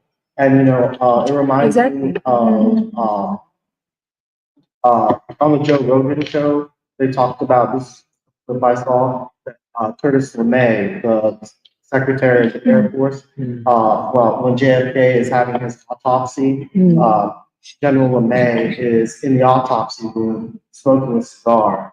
And one of the doctors comes up to him and says, "You can't smoke your cigar in the autopsy room." And he puts a cigar down and goes smoking in his face.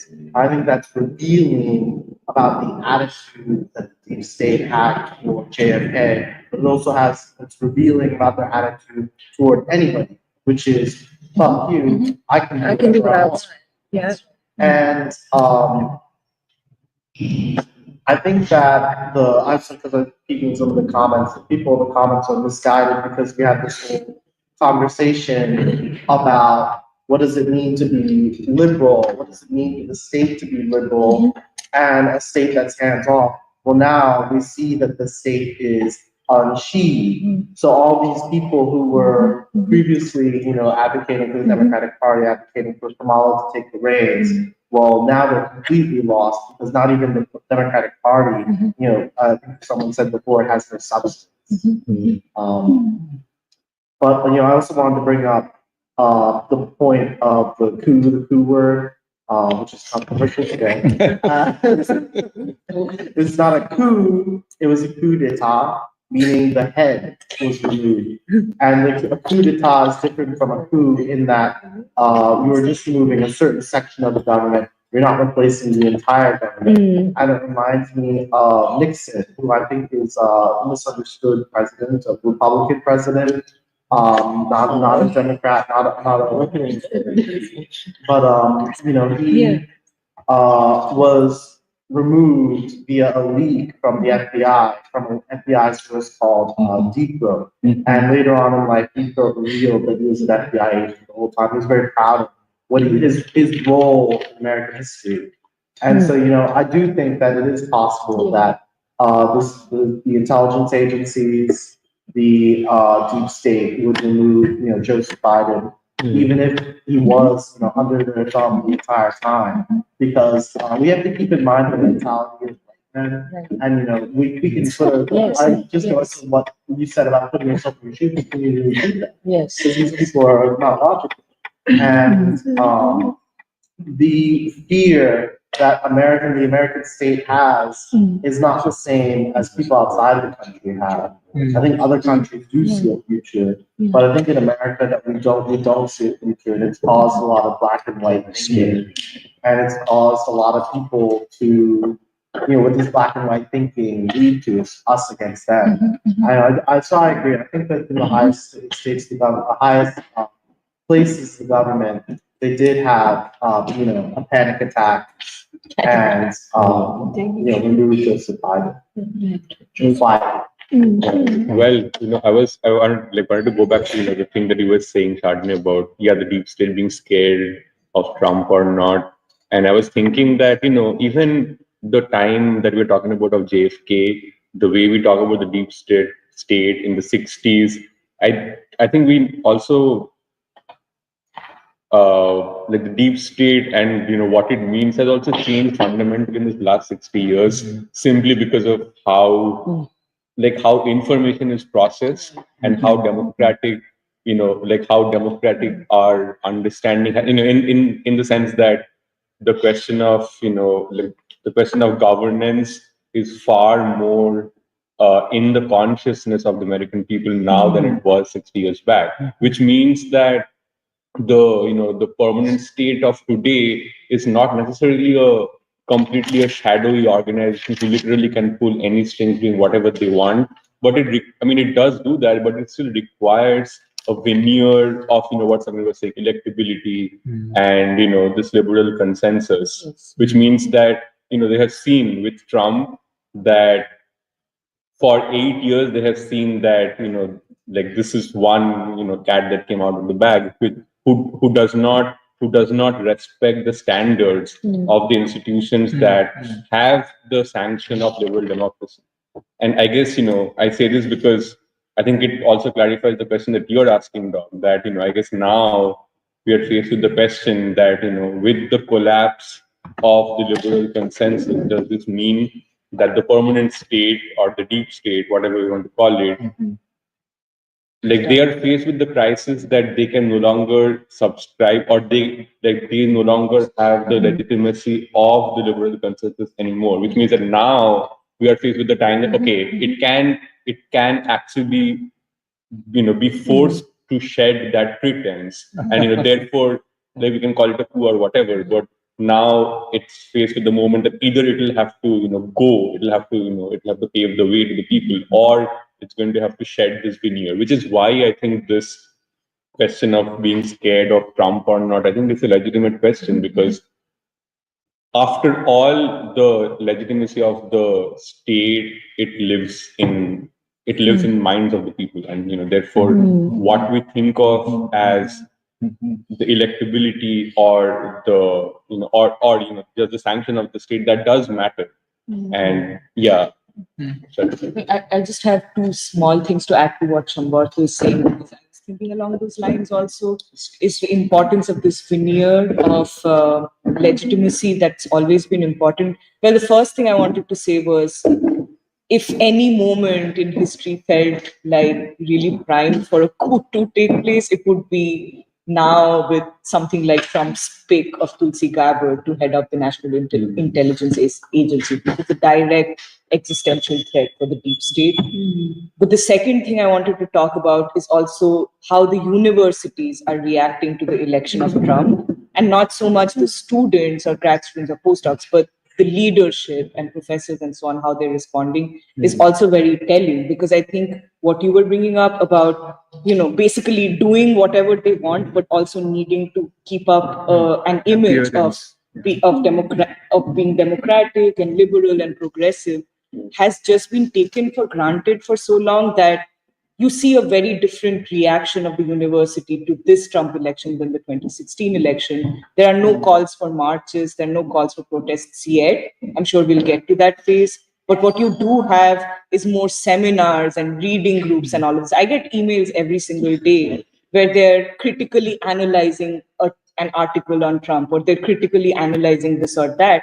And in fact, what I heard about the Angela Davis and Lewis Outlaw conversation from some of the people who went, even there, the question of, okay, are these institutions worth saving? Should we invest in these institutions?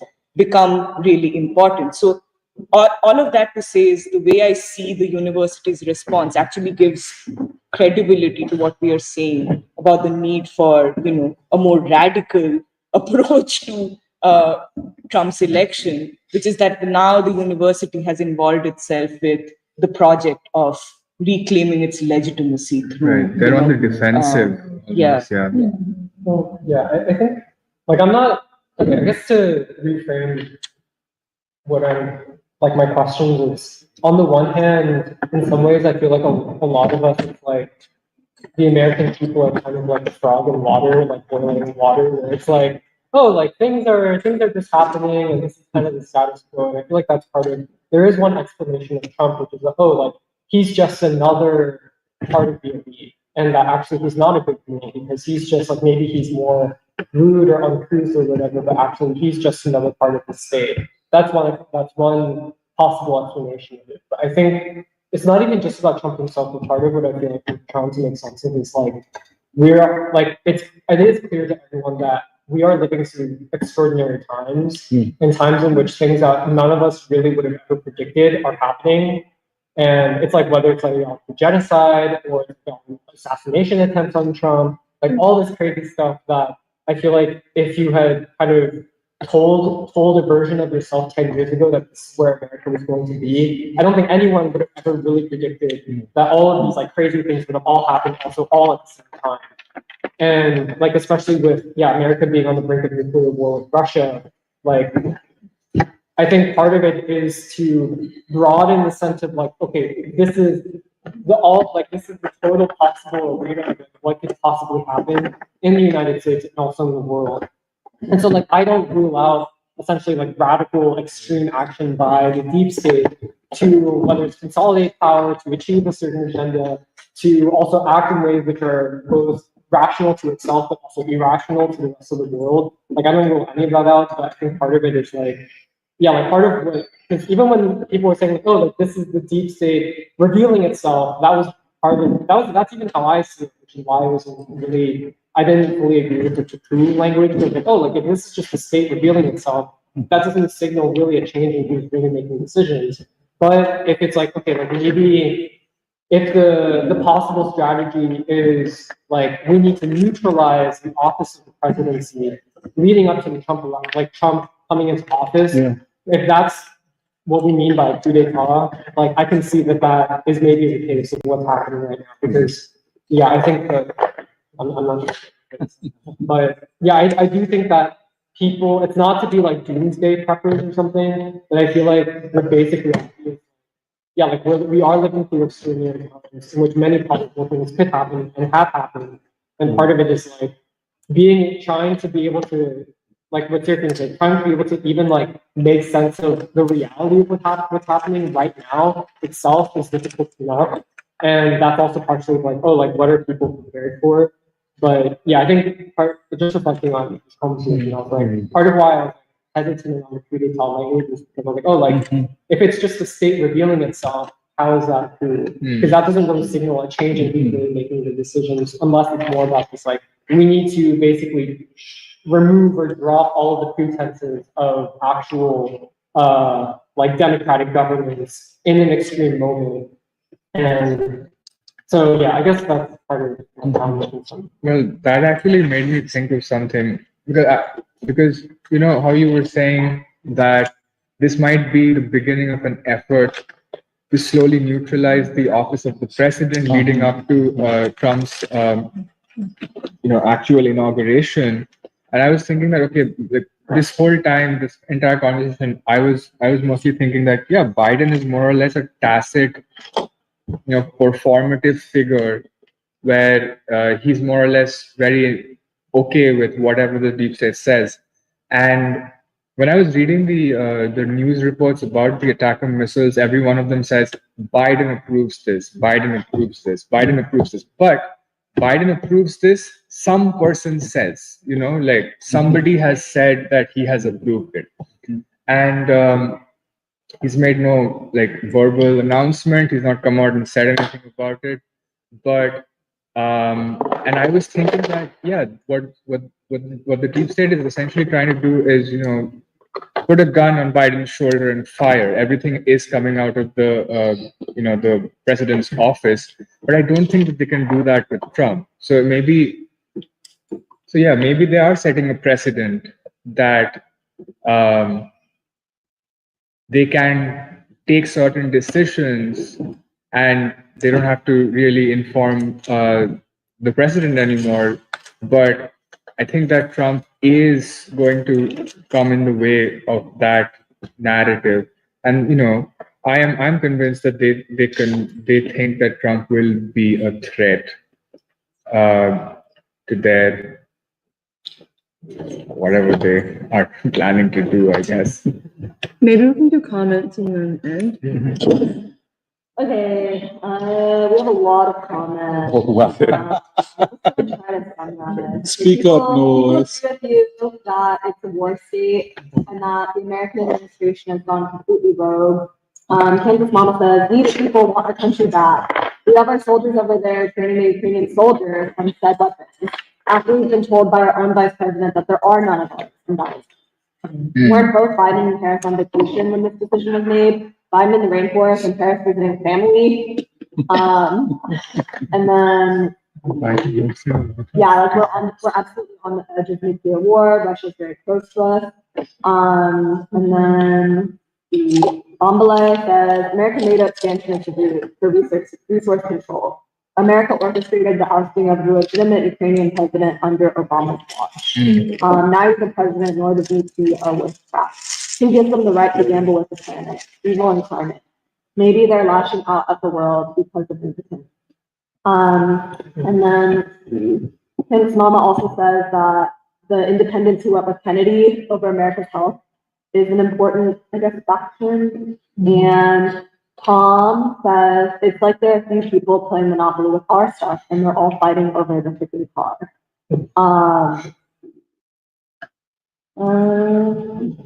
And then it says, I think Trump is more prepared than before. And he's putting people in the spotlight to test their loyalty and to let keyboard warriors give up their backgrounds. But he says, he learned during his term has been plenty ever since. But then the more people have access to government handouts, the more they grow dependent on them.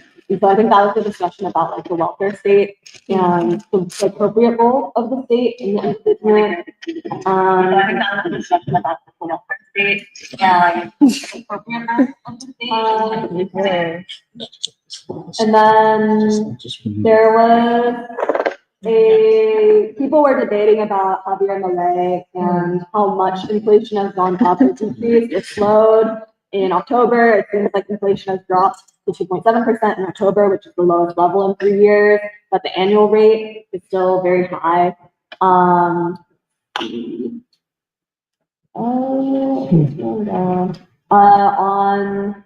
Antonio Delgado, who's either scared or a Zionist. And then Kansas Mama asked, how is Trump set up to win? Okay, Michelle Bell says, hello, Saturday Peaceful. Enjoying this discussion as always. Thank you for the improvement in audio quality this week. Still not optimal, but better.